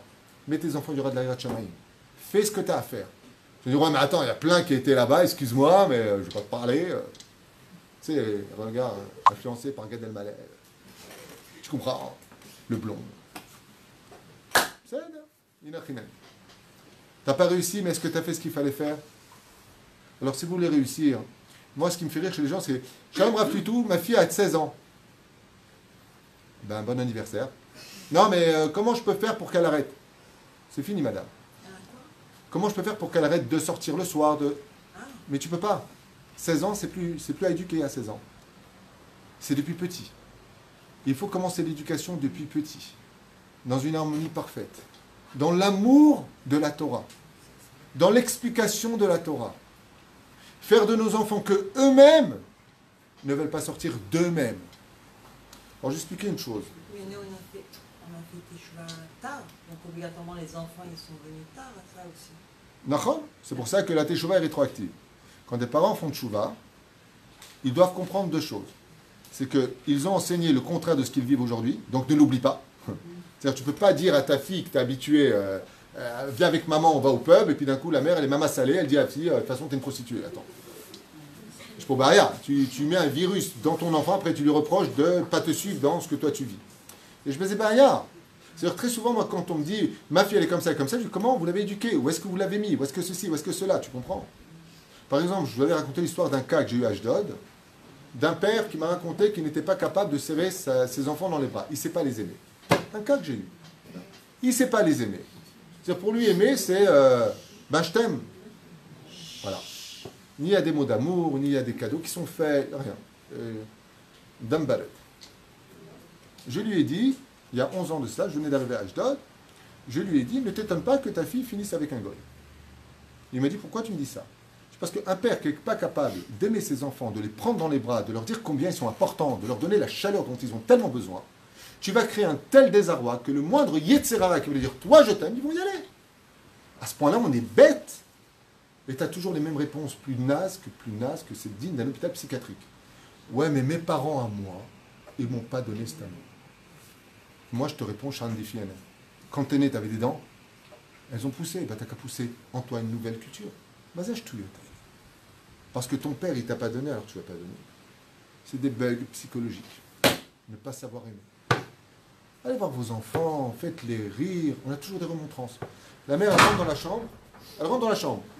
T'as pas rangé ça? D'abord, ça va mon cœur? Tu vas bien? Alors dis-moi, t'as pas eu le temps de ranger ta chambre, pourtant je t'avais demandé. Bon, dis-moi, c'est pas grave, demain matin tu la feras. Hey, Tizrom! Tizrom! Ah, on rentre qu'avec des critiques. Et quand il va vider la poubelle, c'est un dû. T'as dit Toda, Ezet Sadikata. Encourage-le. Vous savez pourquoi? Parce que dehors, on n'arrête pas de le descendre, ton fils. Ou ta fille. On n'arrête pas de les descendre. On leur dit que la vie, elle va dure. Et encore, si c'est pas le prof, t'as un bon à rien quand tu vas servir toi plus tard. Il rentre à la maison et sa mère et son père. Et lui, c'est la petite souris comme ça. Après, on lui dit, mais je comprends pas, tu crois pas en toi, tu sais, tu dois croire en toi, tu ferais la chassidoute. Rabbi Nachman, tu comprends? Il te regarde comme ça, il prend un joint et il te dit, j'ai plus rapide. Vous m'avez saoulé, vous m'avez détruit ma vie et maintenant vous voulez que j'ai confiance en moi. Vous m'avez appris à ne pas avoir confiance en moi. Vous savez combien c'est grave de détruire nos enfants? Vous savez combien c'est grave parce qu'ils ont fait une bêtise de leur dire, mais de toute façon, je te supporte pas. Oui, c'est pas grave, ça on s'en fiche du cafard. Si le cafard est là, c'est que ça annonce du beau temps. Moi, il ne me dérange pas. Il faut simplement dire Beetlejuice 3 fois. Tov. Velachen, Bisiata Lishmaya, sachez qu'une mouche, c'est plus sale qu'un cafard. Seulement le cafard fait plus peur. C'est juste dans l'esprit. C'est Tov. À ce qui paraît, les Chinois les mangent. Vezé Pérouche Adavar, que quand on veut que nos enfants grandissent bien, eh bien, sachez qu'ils ont déjà en eux un bug.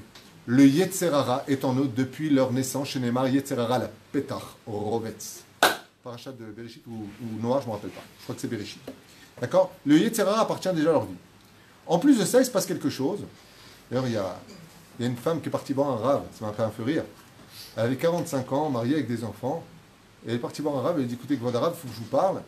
Parce qu'à Jérusalem, ça ne va plus du tout dans ma vie. J'ai envie de tout baser, le kissouille, mon mari, j'ai envie d'aller en boîte, je sais pas, j'ai envie de m'éclater, de partir avec une copine, j'ai des pulsions, je sais pas ce que j'ai. Le Rav lui a dit, quand vous étiez jeune, vous aviez eu ça ou vous étiez comment? Il dit, ah non, j'étais une fille exemplaire. Et là, il fallait bien que ça arrive un jour. Ça veut dire quoi? Ça veut dire qu'il y a ce qu'on appelle un fil conducteur qui a été chez nous, le renvoi de nous-mêmes. Alors je m'explique au niveau Kabbalah ce que cela veut dire dans l'éducation, que vous compreniez. Au début de la création du monde, Adam et Ève étaient dans leur élément pour lequel ils étaient nés, le Gan Eden. C'était super à ce qui paraît. De la lumière partout, la présence de Dieu, des arbres, des couleurs. De quoi qui fait ça? Mais voilà qu'ils ont fait une rébellion. Ils se sont rebellés contre l'ordre divin. Pourquoi, dit le Rav Dessler? Parce qu'ils en avaient marre de ces frontières imposées par l'extérieur et qu'ils voulaient que ces frontières soient reconstruites d'eux-mêmes. Donc, ne mange pas, ne touche pas, je mange, je fais ce que je veux.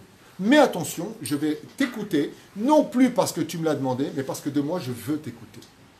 Donc, je vais quitter la crainte pour entrer dans la dimension de te servir par amour, à la recherche d'Hachem. Qu'est-ce qu'a fait Hachem? Le verset de la Torah nous met en garde. Vaïgaresh, il y a un guérouche. C'est quoi un guérouche? Il va faire un divorce d'une dimension qu'on appelle le Gan Eden à la dimension qu'on appelle un monde de Tikkun. Et cette Neshama, ces deux Neshamot qu'on appelle Adam et Ève, vont être expulsés du Gan Eden pour être projetés dans des frontières que eux-mêmes mettront tout au long de leur vie avec des conseils que la Torah leur donnera. Comme c'est marqué dans Brachot, ma secret de Brachot, Al tikra etz, l'arbre de la connaissance du bien et du mal, mais etza, conseil.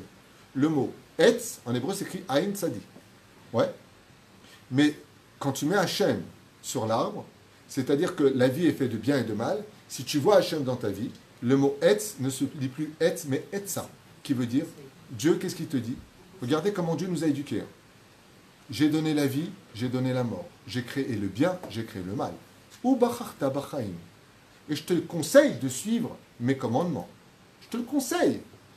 Chez nous, dans le judaïsme, c'est pas tu fautes, tu meurs. Tu fautes, c'est dommage, tu perds du temps. Parce qu'à la fin, tu feras tchouva. Ça, je te l'affirme. Vaya ekev tishmeru. Mais regardez comment Hachem nous dirige nos vies. Je vais raconter quand j'ai fait tchouva. La première loi que j'ai lue, c'est si tu allumes la lumière, tu fais un sourd de bonnet ou tu fais un sourd de boher, c'est-à-dire que tu allumes le feu de la Torah. Il y avait marqué en bas du Shulchan Aruch, c'était un truc ashkénaze que j'avais acheté à l'époque, les 2 tomes là, rouge ou bleu, tu meurs. Bon, moi j'ai lu ça, je ne connaissais rien au judaïsme à l'époque.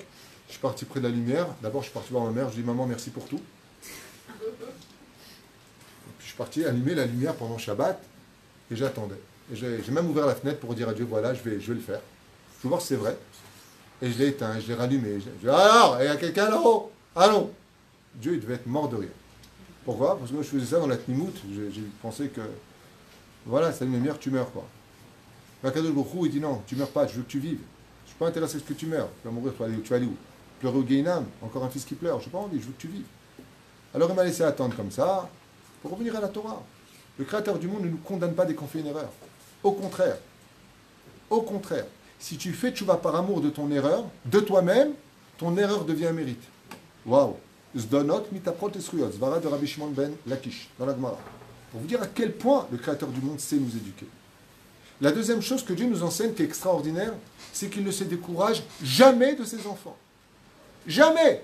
Dieu nous a laissé tomber. Nous sommes son peuple, quoi que nous fassions. Afil Israël Shechatou, Israël où? Même si on faute, on reste. Ça veut dire que Dieu ne se décourage pas de nous. Mais il y a eu un guirouche. Et j'aimerais revenir sur cette Nekuda. Dieu a ouvert la porte du Gan Eden, nous a mis dehors. Il a créé ce qu'on appelle une cassure, qu'on appelle la brisure des vases.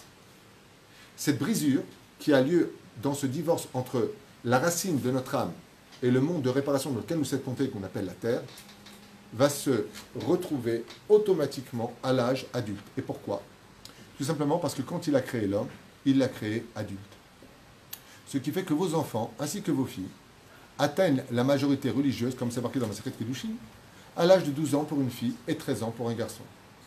Et d'un coup, il se transforme. Le beau garçon qui venait chanter à la synagogue. Tu viens pas à la synagogue? Non, ça me saoule.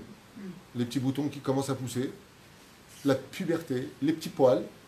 Il a fait sa bar mitzvah, et puis d'être le chanteur de la synagogue, ça l'intéresse de moins en moins. Il est plus avec son mid-pod. Et puis la fille qui était hyper tsniout, qui marchait sur sa jupe tellement elle était longue, se retrouve à la mettre de côté pour mettre des pantalons un peu plus zgunfai. C'est une révolte. Cette révolte vient dire, j'ai besoin de briser toutes les données que tu m'as données à l'image d'un œuf. Je m'explique. Quand une poule met au monde son poussin, comment il naît le poussin?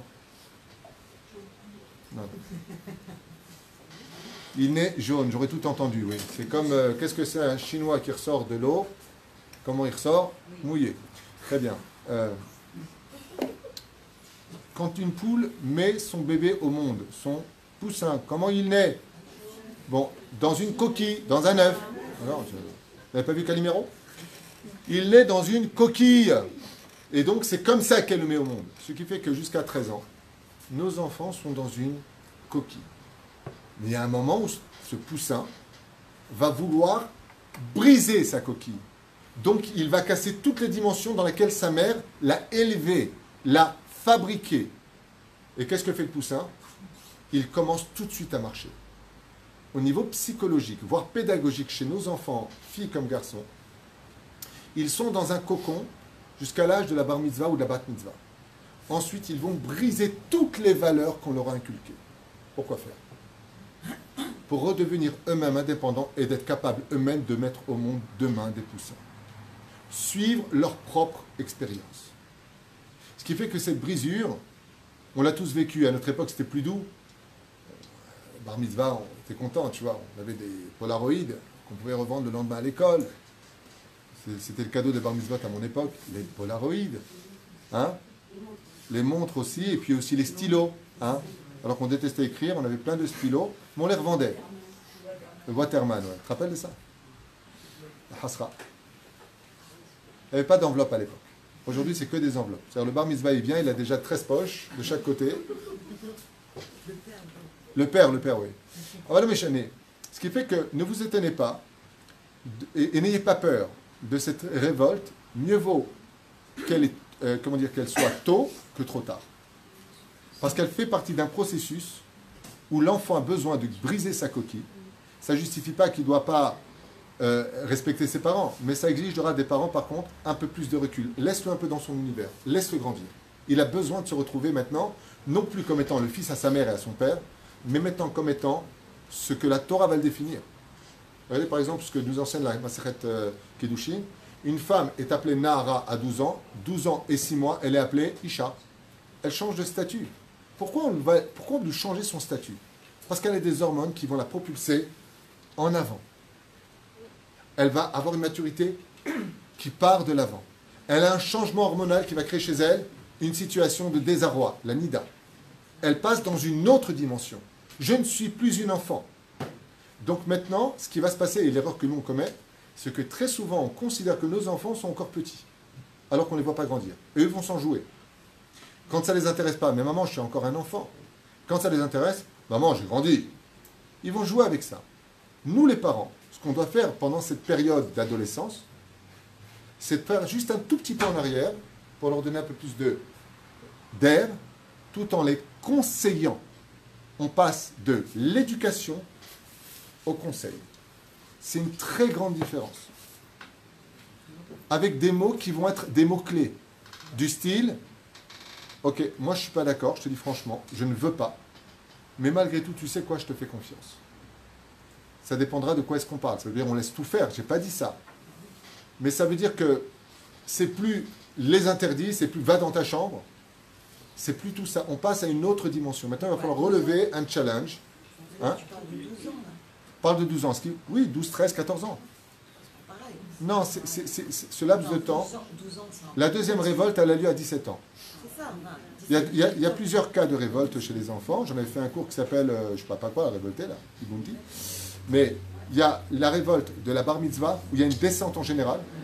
Mais là, tu peux encore la régler entre guillemets. Tu peux la régler avec le Rav Nissim Yagen, il disait avec beaucoup d'amour. Parce que les enfants quittent la crainte des parents. Ils sont maintenant plus, ok? Et donc, ils ont besoin d'une autre dimension, ce qui fait qu'on passe par l'amour des enfants. Très important de dialoguer avec eux. Mais ce dialogue ne peut pas avoir lieu si depuis que tu es petit, tu ne les as pas habitués à te parler. Donc, je reviens un peu en arrière. C'est pas quand il a 12 ans que tu dis, tiens, comment je vais éduquer mon fils? Là, c'est trop tard. C'est depuis petit. Si depuis petit, tu les emmènes dans la chambre, tu leur racontes des histoires de Chassidut, tu leur montres une Torah de vie à la maison, et que l'enfant il a sa crise, il sera toujours à t'écouter. Pourquoi? Parce que tu l'as habitué à ce rendez-vous. Mais si tu ne parles pas du tout à tes enfants, tu me saoules, je travaille, j'ai pas le temps, va dans ta chambre, t'as qu'à t'occuper, et d'un coup, ça y est, je décide de reprendre les choses en main. L'enfant il te dit, tu me saoules, j'ai pas le temps, je suis occupé, c'est moi qui n'ai plus le temps maintenant. On s'est raté. Donc, bien entendu, vous le saviez, j'ai pas besoin de le dire, rien ne passe avant l'éducation. Ni la carrière professionnelle, ni la vie, ni vos je suis très nerveuse, faut pas m'énerver. Tu te calmes. Rien ne passe avant l'amour et l'éducation des enfants. Si vous voulez avoir des résultats, c'est comme ça qu'on fait les choses. Donc il n'y a pas je me bagarre, je t'insulte, je vais te déchirer. Tu donnes de mauvaises choses à tes enfants et après tu t'étonneras que le reflet de ta vie se communique chez eux. Le dernier volet, avant que tu poses la question, je t'écoute. On peut quand même inculquer des règles dans une maison qui est religieuse. C'est encore autre chose. Là, tu pars dans une autre dimension. Si c'est une question que tu poses, oui, je vais être clair. Cela n'a rien à voir avec l'éducation. Savoir avec le savoir-vivre. Ne confondez pas tout. Par exemple, ma fille a 13 ans, elle décide d'être en short, mini-short, je fais ce que je veux. Alors là, c'est plus une question de Torah. C'est une question de savoir-vivre, de respect. Tu vois, chez les Arabes, même si la fille elle a envie d'être comme ça, par respect, sinon elle se prend un coup de hache dans la tronche, ouais, elle va pas se mettre comme ça devant son grand frère qui va lui donner une grande tarniole. Ouais, c'est une question, là c'est plus une question de Torah. Moi j'ai une personne ici qui m'a appelé, qui m'a dit qu'est-ce que je fais? Ma fille, à 20 ans, c'est pas n'importe quoi, elle vient de France à la maison, elle n'est pas religieuse, lui il est chachor, barbe, et sa mère avec le kissou, ils ont fait une totale teshuva, elle vient à la maison, et je lui ai dit, écoute, sois quand même pudique. Elle lui a dit, commence pas à me saouler papa, vous avez votre vie, moi j'ai la mienne. Je lui ai dit, ok, c'est quoi la question? Il me dit, le problème c'est qu'à la maison, elle sort en bikini. Devant moi, dans le couloir. Je lui ai dit, c'est plus une question de Torah, c'est une question de savoir-vivre. Qu'est-ce que je fais? Tu ne la reçois pas. Il dit, mais c'est dur. Tu m'as posé une question, on va voir un curé alors, musulman. Tu ne la reçois pas. Si elle ne respecte pas ton environnement, tu ne la reçois pas. Je ne parle pas de la fille qui va faire des efforts, qui est encore un peu comme ça, avec le rabotail. C'est plus une question de Torah, c'est une question de savoir-vivre. Tu veux pas que je te dérange? Je respecte. Mais réciproque. Moi, ça me dérange. C'est pas joli. Surtout que tu ne découvriras pas, ce qu'on a vu la paracha qui vient de passer, Kedoshim, tu ne découvriras pas la nudité de ta fille. Oh, c'est Issour de Wraïta. C'est pas moins grave que de manger du porc ou des crevettes. Donc il faudra peut-être un petit peu que les gens qui vivent dans leur égoïsme se rendent compte que là, ils nous font faire des Issourim Chamourim. On n'a pas le droit de découvrir ce genre de choses.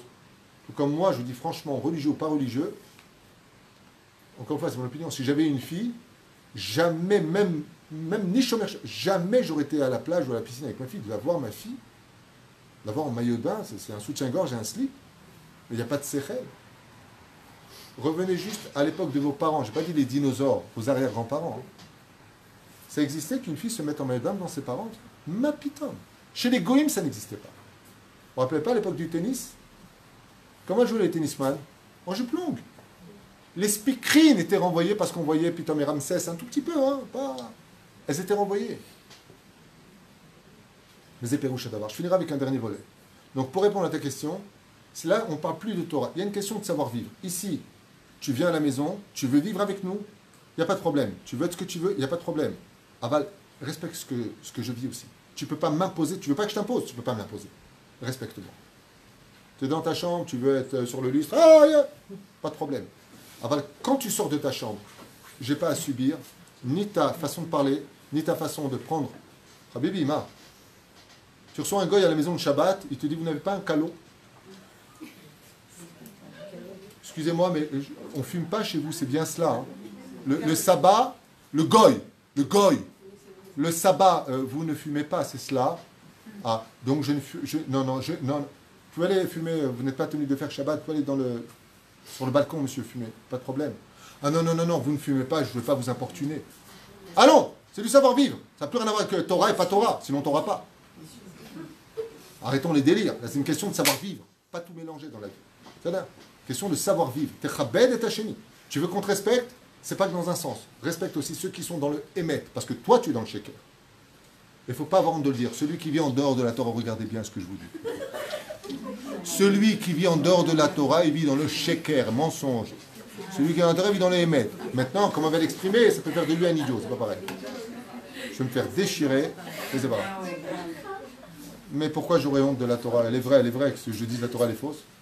Toutes les religions du monde ont rêvé d'être juifs. Moi, je dois avoir honte d'être juif. Mais être juif, d'où ça sort? De la Torah. Donc pourquoi j'aurais honte de ce qui m'a fait de moi un juif? Je suis juif et je suis religieux. Chez moi là. Bien. Dernier volet. Il y a des insultes, quelque chose? Il y a des décalages. Très bien. Ça y est. Des insultes. Fanatique, débile, t'as raison. Non, t'as raison. Faut être, comme Rabbi Nachman, il dit, comme le roi David l'a enseigné d'ailleurs, devant Hachem, il faut arrêter de jouer les intellectuels. Michal Badachalon, il est marqué dans Shmuel. Regardez le roi David danser au Mecharker devant le Kodesh HaKodashim, et il lui a dit, ce n'est pas comme ça que se comporte un roi d'Israël, tu danses comme un idiot. Il lui a donné le guet, le roi David à Michal, fille du roi Shaoul. Et il lui a dit, tu n'as pas compris que devant Hachem, il n'y avait pas d'intellectuel, il n'y avait pas de sagesse, il n'y a pas de chorma devant Hachem. Devant Hachem, tu perds ton sechel, comme dit Rabbi Nachman de Breslev, Ashlachat Amochin. Jette ton intellect devant Hachem. Baruch Hachem, il n'y a pas comme la Torah, il ne faut pas avoir honte de notre Torah. Parce que vous verrez qu'à la fin, ceux qui étaient dans la Torah l'emporteront la main haute. Vous savez, je peux vous raconter une histoire avant de finir? Non, je finis, et après je vous raconte une histoire. D'accord? D'accord. Dans tout mal, il y a du bien. Quand on veut faire pousser du blé, il faut de l'engrais. Je ne vais pas vous faire un dessin d'où vient l'engrais. Donc, même là-bas, quand on sait travailler le mal, on en fait de l'engrais qui va faire pousser du blé sur lequel on va dire Amotzilechem Minaretz. C'est clair, c'est net et c'est précis. Chutzpah, le mot effronterie, en français, je préfère celui-là, même s'il n'est pas très convenant, le culot. C'est pas joli, mais c'est comme ça qu'on l'appelle. C'est plus fort comme terme. Eh bien, il est indispensable pour la Géoula. Alors, s'il est indispensable et qu'il est négatif, en quoi est-il positif? Réponse, c'est comme toute chose. Il faut savoir le canaliser. C'est comme les médicaments qui sont à 73% selon Masechet National Geographic, fait à base de serpents, de venin de serpents, d'araignées, de scorpions, je ne sais pas ce que c'est, mais en tout cas, il y a plein de venin dedans. C'est pour ça que le symbole d'ailleurs de la pharmacie, c'est le serpent. Pour te dire que c'est le mal qui va te guérir. Bizarre. Quoi qu'il advienne, nous en avons besoin. Et pourquoi? Parce que depuis la faute originelle, la reine des démons qui s'appelle Lilith et le roi des anges négatifs qui s'appelle Satan, son mari, si vous préférez, ça fait un peu Dallas, mais c'est comme ça, si JR est sous Hélène, eh bien, possèdent chez eux des armes. Tant qu'elles seront chez eux, on n'aura pas la Géoula. Il faut prendre dans la clipa, il va falloir prendre à l'intérieur du mal le bien qui s'y trouve. Comme a dit Aaron qui était capable de cela, qui n'avait pas peur, contrairement à Moshe, Rabbeinu, d'affronter le veau d'or. Qu'est-ce qu'il a dit quand il a fait lui-même le veau d'or? Chag Mahar Lachem. Toi, tu as vu un veau d'or, moi je viens de voir Yom Kippour. Je suis capable de te sortir le jour le plus saint de l'année juive, Yom Kippourim, qui est né de la faute du veau d'or. Ce qui fait que pour récupérer chez la reine des démons toute la débauche au service de la Torah, toute l'effronterie qui est chez le Satan au service de la Torah, eh bien tu ne peux pas y arriver si tu n'es pas un d'or, chutzpan. Si tu n'es pas un d'or qui va se lever, une nation si vous préférez, et pousser les frontières violemment, tu ne pourras pas amener la Géoula. À quoi cela ressemble, disent les Chachamim. Maran Arav Kook Zecher Tzadik Kadosh Ivracha, il disait ça ressemble à un accouchement. Quand on t'accouche une femme, elle est là, ça, je suppose que c'est ce que vous faites, c'est comme ça. Mais à quel moment la femme, elle hurle, elle griffe, elle lâche tout, prakotopak. À quel moment? Quand la tête sort. Au moment où la tête sort, en général, elle maudit son mari. C'est pour ça qu'elle fait Atarat Nedarim, elle porte le korban. Pourquoi? Tu me toucheras plus. Elle a mal. Ça s'écarte, c'est compliqué. Mais quand l'enfant il sort la tête, c'est le moment le plus douloureux. Et la femme dit des vulgarités, elle fait des Nedarim. C'est la Gemara qui enseigne ça, c'est pas moi. Pourquoi? Parce que quand tu fais naître le Mashiach, tu arrives au summum de l'effronterie. Comment tu peux penser sortir un enfant du ventre dans une étroitesse aussi importante? D'aller accoucher, c'est du culot. De penser une telle chose, et on n'a pas peur, et on recommence, et on le fait. Beotamida, la génération du Mashiach, sera une génération qui sera capable de dire, dans le summum de la Klippa, donc comme le disent la Gemara d'ailleurs elle-même, plus tu verras la Klippa grandir, attends-le. Plus une situation comme un grain de blé, il pourrit, il gère. Un grain de blé ne peut sortir de la terre et donner des dizaines de blés à l'extérieur que quand il est rentré en putréfaction à l'intérieur. Mais c'est un choix. On aurait pu le faire dans la Gdusha, mais on peut le faire aussi dans la Touma. On peut faire tchouva avec Moshe Rabbeinu, mais on peut faire aussi tchouva avec Bila Amarasha, qui a béni le peuple d'Israël, plus que Moshe ne l'aurait fait. Ou alors avec Aman, Dieu, il a dit, il n'y a pas de problème. Tu veux la lumière pour faire tchouva, pour te guider, je te guide. Tu veux dans l'obscurité, je te guide aussi, mais tu y arriveras. Mais la reine, cette génération, elle est compliquée pour le monde religieux. Celui qui a la Torah de Moshe en lui ne peut pas affronter cette génération. C'est pour cela que le monde Haredi est dépassé par cette génération. Pour la simple et bonne raison, c'est qu'il est resté dans la Torah antique de Moshe Rabbeinu. Il y a une autre Torah. Vous savez que la Torah se divise en 70 facettes et en 12 façons de le vivre. Les 12 tribus, chacun avec son nassi et chacun avec son dégel, c'est-à-dire son drapeau. Alors qu'une nation, c'est un drapeau. Pas du tout. Chez les Juifs, c'est 12 drapeaux. Pour être capable de cela, il va falloir être effronté. Prenons des exemples de la Torah pour bien vous éclaircir le sujet. Un homme faisait 3,90 m. Il était énorme. Poilu comme un chien, casqué comme vous ne pouvez pas l'imaginer. Il manie les armes. Il n'a jamais été vaincu. Tout le monde tremblait devant lui. Il s'appelait Goliath. Il insultait le Créateur du monde 40 jours et 40 nuits d'affilée. Les plus grands soldats d'Israël, Avner ben Ner, Yoav ben Serouya, Ben Ayoub ben Yoyada, le Sanhédrin, personne ne bougeait. Pourquoi? Parce qu'il en manquait une épice, celle du roi David. Et voilà que le roi David arrive. Hey ho! Il vient voir ses frères. Salut Elia, comment tu vas? Comment ça va toi mon frère? Ça va refrain? Ça va cousin? Voilà, je viens vous voir, vous avez à manger. Les Juifs, vous êtes des poules bouillées, on va vous détruire. Le roi David dit, attends. C'est qui l'animal là-bas qui hurle dans les champs? C'est quoi cette armée là? Tais-toi David, tais-toi. C'est Goliath. Ça fait 40 jours qu'il nous provoque. Il dit, au lieu qu'il y ait une guerre entre les Palestiniens, les Philistins, vous préférez, parce que c'est comme ça qu'on les appelle maintenant, et l'armée d'Israël, prenons un homme de chez eux un homme. Donc il nous défie. Et le roi David, il dit, ben vas-y, va le défoncer, de quoi t'as peur? Attends, le roi David, il n'était pas... Non, t'es comme moi. Cool, quoi. Tunisien, sympathique, la petite fossette, les dents pas trop blanches, pour pas voir l'œil. Bien. Il va voir le roi Shaoul. Il dit, mais roi Shaoul, toi, t'es plus haut que les autres. C'est marqué dans Shmuel Aleph qu'il était plus haut que les autres. T'es le roi d'Israël. Vous savez que Israël, nous, on dit pas allez-y, on dit en avant, Kadima. Vas-y. Le roi Shaoul avec sa barbe comme ça, il dit, peut-être qu'on n'a pas assez de mérite. Peut-être qu'il y en a qui font d'Avéroth parmi le peuple d'Israël. Est-ce qu'on va gagner ou pas la guerre? Ouais, c'est bon, j'ai compris. Amelech Shaoul. Vous savez que le roi David est né en Israël, c'est un Israélien. Il lui a répondu Alaï, je m'en occupe. Et donc, tu t'en occupes. Et qu'est-ce qu'il lui répond? Et je t'explique. Moi, depuis que je suis petit, mes parents m'ont rejeté de la maison. Je garde les troupeaux de mon père, Ishaï. Et j'ai eu un lion tunisien qui est venu comme ça, avec les poils bien sur le torse, avec le chai en or, comme ça. Il a essayé de me choper un mouton, dis donc. Il dit alors, eh bien, comme son aïeul Shimshon, dans le 13e chapitre de Shoftim, je lui ai éclaté la tronche.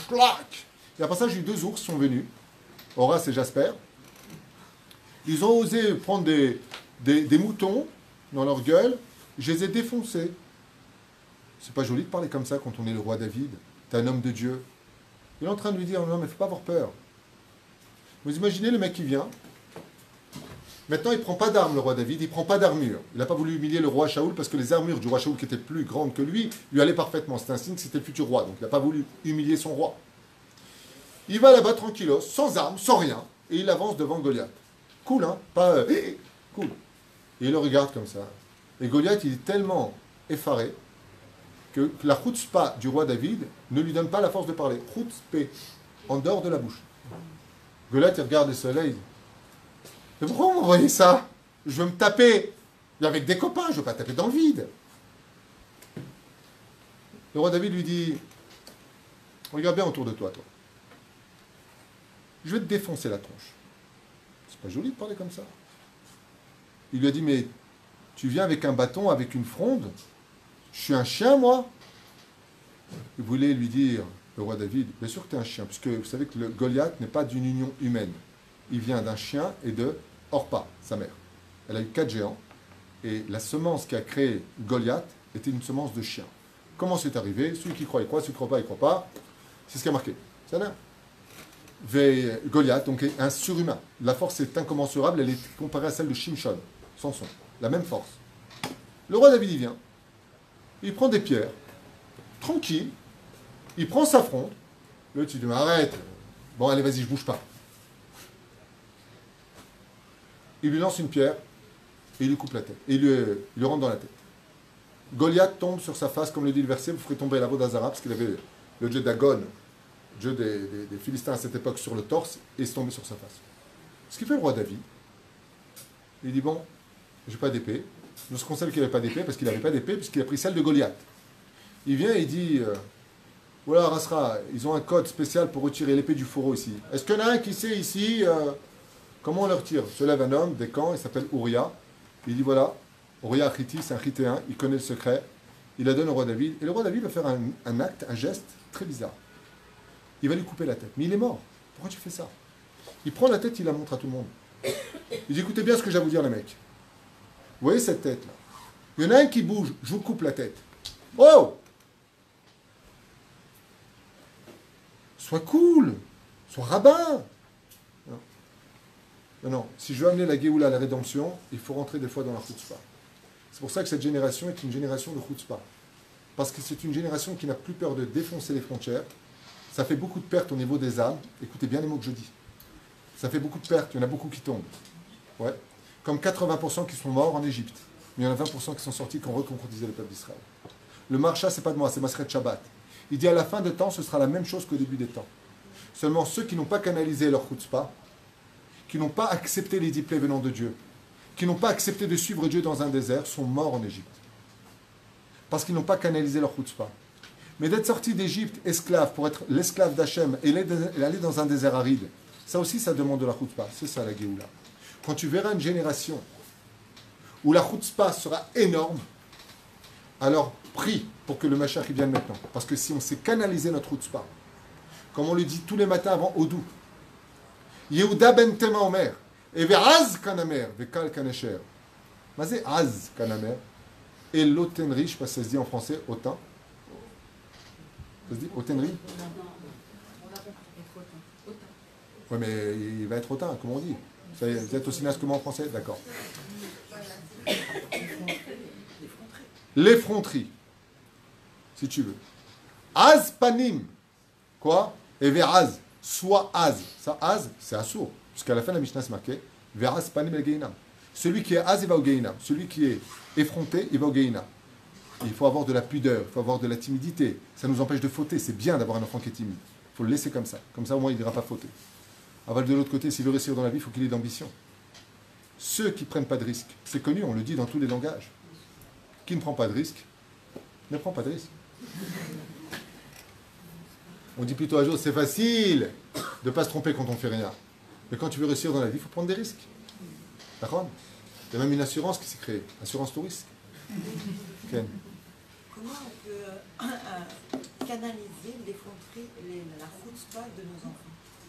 Alors pour cela, pour pouvoir canaliser la chutzpah de nos enfants, simplement les orienter, c'est-à-dire mettre leur force négative dans le positif.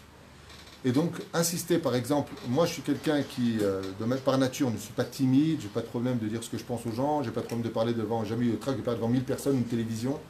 Alors je vais canaliser ça, non pas pour briller aux yeux des filles ou briller aux yeux de la Sitra Hara ou dans le business, je vais le canaliser pour le mettre au service d'Hachem. C'est ce que dit Moshe Rabbeinu. Moshe Rabbeinu, c'est le tzaddik parfait, mais orthodoxe, dans son idéologie. Aaron, il n'a pas de problème de parler avec les femmes, puisqu'il faisait le shalom entre les hommes et les femmes. Moshe Rabbeinu, il ne descendait pas vers les femmes. Il y a des tzaddikim qui appartiennent, comme c'est marqué, Aspanim la Geinam ou Boshpanim le Gan Eden. Il y a des tzaddikim qui sont faits pour rester que dans les yeshivot. Pourquoi ? Parce qu'ils sont Boshet Panim. Ils ne voient pas parler devant des femmes, ils ne voient pas parler dans la rue, mettre des tefilines. Mais il y en a par contre qui n'ont pas de problème d'être en pleine rue, en plein New York, il y a des meufs à poil et tout ça, après ils vont à la plage, ils mettent des tefilines. Pourquoi ? Aspanim la Geinam, Boshpanim le Gan Eden. Celui qui a su canaliser, dit la Mishnah, Aspanim, celui qui a de l'effronterie et qui est capable de la canaliser dans la Torah, va mettre des tefilines dans la rue, va chercher des mecs en boîte de nuit, parce qu'il a ça en lui. Aspanim la Geinam, il peut descendre au Geinam, parce qu'il va chercher des âmes. Et puis il y a l'autre côté qui est Moshe Panim, les Gan Eden. Lui reste à la yeshiva, dans les quartiers religieux. Moi, je sais pas, c'est pas mon truc. Non, mais moi, je te parle des parents. Les parents, comment ils font pour canaliser la chutzpah de leurs enfants? Alors il y a plein d'exemples que la Gemara donne. Par exemple, quelqu'un qui était en boîte de nuit, il a été effronté, machin, tout ce que tu veux, au lieu d'aller dormir la nuit, il va aller étudier la Torah au lieu d'aller en boîte de nuit.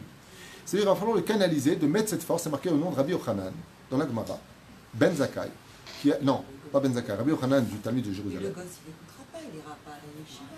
Je parle des parents, comment eux, ils vont... Encore une fois, si c'est depuis petit, tu peux tout régler. Tu ne peux pas venir régler une heure qui a démarré depuis 12 ans. Je vous l'ai dit, c'est pas réglable. D'ailleurs, qu'est-ce que sont les conflits d'éducation entre les parents et les enfants? Vous savez, c'est quoi? C'est que les parents, ils arrivent hyper en retard pour éduquer les enfants. Les enfants disent, c'est plus l'heure de m'éduquer. C'est maintenant que tu dois éduquer ton enfant. Depuis qu'il est petit, depuis qu'il est né, il est dépendant de toi. Maman, papa, il te lève les bras. Pendant qu'il te lève les bras, pendant ce laps de temps-là, prie pour qu'il fasse tes chouvas. Toi-même, fais ce qu'il faut. Deviens un exemple. Travaille toi-même tes midotes en tant que mère, en tant que père. Fais-le grandir dans une harmonie. L'enfant, il est heureux de rentrer à la maison. Au lieu que... Mais s'il fait sa crise quand même, il y avait une crise. Mais heureusement qu'il fait des crises. Il y a que les morts qui font plus de crise. T'as déjà vu toi un cimetière qui dit je suis pas content? Baruch Hashem qui fait des crises. Seulement la seule chose, c'est qu'il va falloir canaliser cette énergie dans les positifs. Comme par exemple les psychologues disent qu'ils fassent du sport, qu'ils le mettent dans une énergie positive. Ça veut dire canaliser les choses. Moi je suis un peu contre le fait, je sais que les grands d'Israël ne sont pas d'accord avec moi, donc je donne mon opinion même si les grands ont parlé. Mais moi je suis pour le fait qu'il y ait du sport dans les yeshivot. Parce qu'il y a des moments, alors ils te disent, oui, mais quand ils vont étudier la Torah, ils vont dire, oh, tu joues avec moi tout à l'heure, ils vont commencer à parler de Chol en Beth Midrash, c'est ce qu'ils m'ont expliqué. C'est-à-dire, moi je suis pour le fait qu'un enfant, il a besoin de sport, il a besoin de tu comprends? Tu peux emmener ton enfant, voiture tamponneuse, machin, aujourd'hui, grâce à Dieu, il y a des parcs pour religieux, où tu peux éviter ce genre de rencontres qui pourraient être un peu influentes. L'EDA, tu n'es pas obligé de vivre dans une boîte de conserve où ton enfant, un jour, va découvrir un autre monde.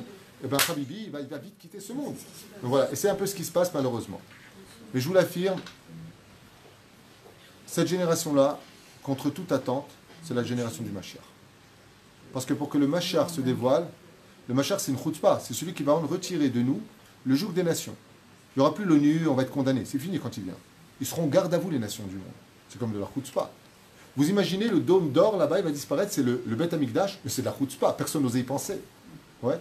Pour revenir en Eretz Israël après 2000 ans, on était parmi les nations du monde. Il faut vraiment avoir une chutzpah comme Herzl, Ben Gurion, Golda Meir, pour avoir pensé, imaginé créer un peuple qui revienne en plein désert d'Israël et 100 ans en arrière. Mais de quoi est-ce qu'on parle?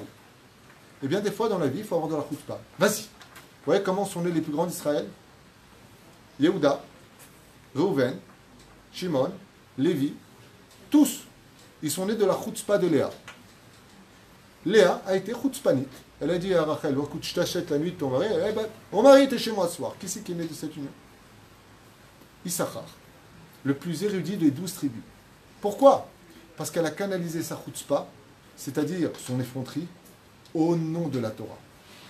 Tout comme de créer un beth midrash dans une situation où c'est tellement dur d'avoir des dons, avec 30 avrichim aujourd'hui, dans un bled comme City Ashdod, il faut être vraiment effronté pour créer ça ici. D'ailleurs, plein de rabbinim m'ont dit, mais pourquoi vous faites ça à Gimel, à Zaïn, là où c'est religieux? Je dis, parce que je ne suis pas intéressé d'être une lumière là où il y en a. Moi, j'estime que la lumière, ça s'allume où il y a de l'obscurité. Donc, comme ici, il n'y a pas de Torah, c'est ici que je vais m'installer. Voilà. C'est l'histoire que je voulais vous raconter est un peu longue. Alors, je vous la fais ou pas?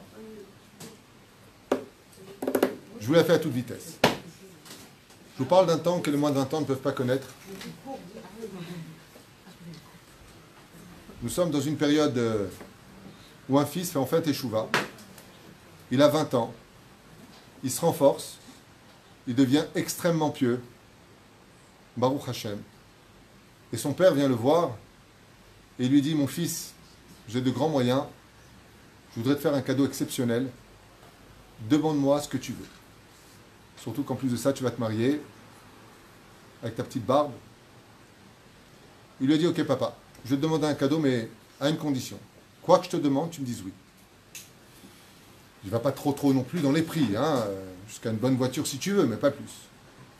Il lui a dit, je veux que tu fasses la brite. La brite, je veux que tu te fasses la brite Mila. Car son père, fils lui-même de rescapé de la Shoah, ses parents ne lui avaient pas fait la brite Mila. Et lui-même s'est marié avec une non-juive. Donc, non, pardon, c'est pas la même histoire, il est marié avec une juive, autant pour moi. C'est comme ça, toi, la tête. Tu connais l'histoire, je ne connais pas l'histoire. Un regard comme ça, s'il ne sait pas celle d'où tu connais mon histoire. Ma femme, elle croit que tout ce que je connais, elle le connaît un Bekitsour. Voilà que la choupa arrive, après quelques mois, et puis le père, il vient voir son fils dans la loge, avec un sourire extraordinaire, un rayon de soleil. Vous méode, sa mère. Il est exceptionnellement heureux. C'est fou ce qu'un cafard peut faire bouger des gens. C'est pas grave un cafard, je vous promets, laissez-le. Il est bien. Demain, il va faire le Perek Shira.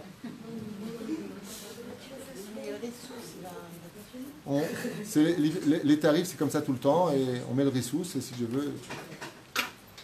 Voilà. Alors le père, il regarde son fils, et le fils lui dit, mais papa, je t'ai jamais vu aussi heureux de toute ma vie.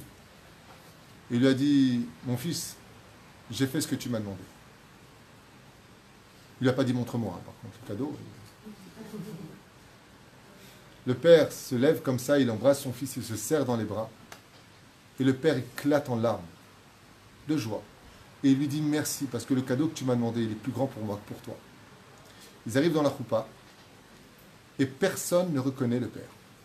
On dirait un gosse de 10 ans qui a gagné le plus beau cadeau du monde. Et il répond Amen, Baruch Hu, Baruch Shemo, il est comme un fou. Et il danse pendant le mariage. Et il est comme un fou. Il émane une telle simcha, une telle joie, que le traiteur, il est subjugué de ce qu'il voit. Et il vient le voir. Et à la fin du mariage, je lui dis, écoutez, c'était un mariage exceptionnel, et j'en ai fait des mariages. Mais je n'ai jamais vu un père qui mariait son fils aussi heureux que vous. Alors, comme vous avez gravé un souvenir dans ma tête où je ne vous oublierai jamais, moi aussi, j'aimerais vous faire un cadeau que vous ne m'oubliez jamais. Et à ce moment-là, il sort son portefeuille.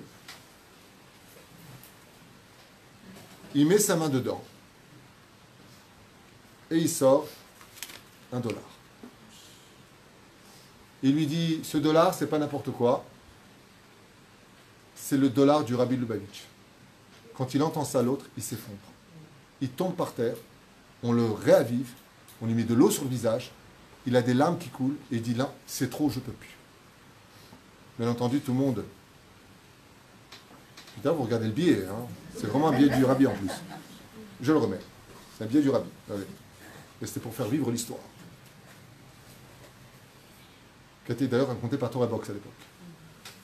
Et le père, il dit, papa, explique-moi, pourquoi t'es blanc, la femme, tout le monde, qu'est-ce qu'il y a? Il dit, je vais vous dire la vérité. Quand j'étais jeune avant, aux États-Unis, on a grandi non seulement sans Torah, mais on avait créé une knoufia. Entre juifs, on avait créé une espèce de petite mafia de petits voyous. On aimait bien faire des petits vols, des bêtises, mettre le feu aux poubelles, faire n'importe quoi. Et puis on a entendu qu'à Brooklyn, il y aurait un rabbin qui donnait de l'argent gratuit. Il donnait $1 à tout celui qui venait. Donc, bien entendu, quand on a entendu ça, on a pris le bus et on est arrivé dans le château du rabbin, de la maison du rabbi. Et on faisait la queue. Et devant nous, les Mazal et nous, on a vu que le rabbi donnait des billets aux grands comme aux petits. Donc on se regardait, on va faire plein de fois le tour. Si on va ramasser maintenant des billets. $1 à l'époque, c'était énorme pour un enfant. J'étais plein de sucreries avec. Et voilà que donc, on passe. Et mes copains, ils passent. Et le rabbi les regarde. Il prend $1, il leur donne.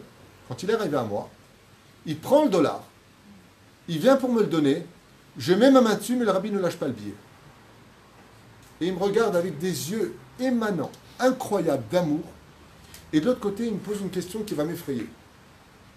Il va me dire, vous êtes juif? Et je lui ai répondu, il raconte le père, oui, bien sûr, je suis juif. Mais il lâchez pas le billet. Alors que moi, allez, lâche-le, je m'en vais, je me sauve. Tout sinon, et moi non. Et à ce moment-là, le rabbi m'a regardé et il m'a dit, tu as la Brit Mila? Et là, comme je me suis rendu compte qu'il voyait des choses peut-être à travers les habits, j'ai eu peur de mentir et je lui ai dit, non, je ne l'ai pas. Et le rabbi délicatement m'a retiré le billet de $100, c'est les intérêts, du $, et il l'a remis à côté de la table. Il m'a dit, je te donnerai ce $, quand tu auras fait la Brit Mila. Tu comprends pourquoi quand tu m'as donné ce billet, au nom du rabbi de Lubavitch, alors que je viens de faire la Brit Mila, je me rends compte combien la Torah est véridique et combien on peut éduquer quelqu'un quand on sait trouver les mots et le billet à 8 ans. Colle tout.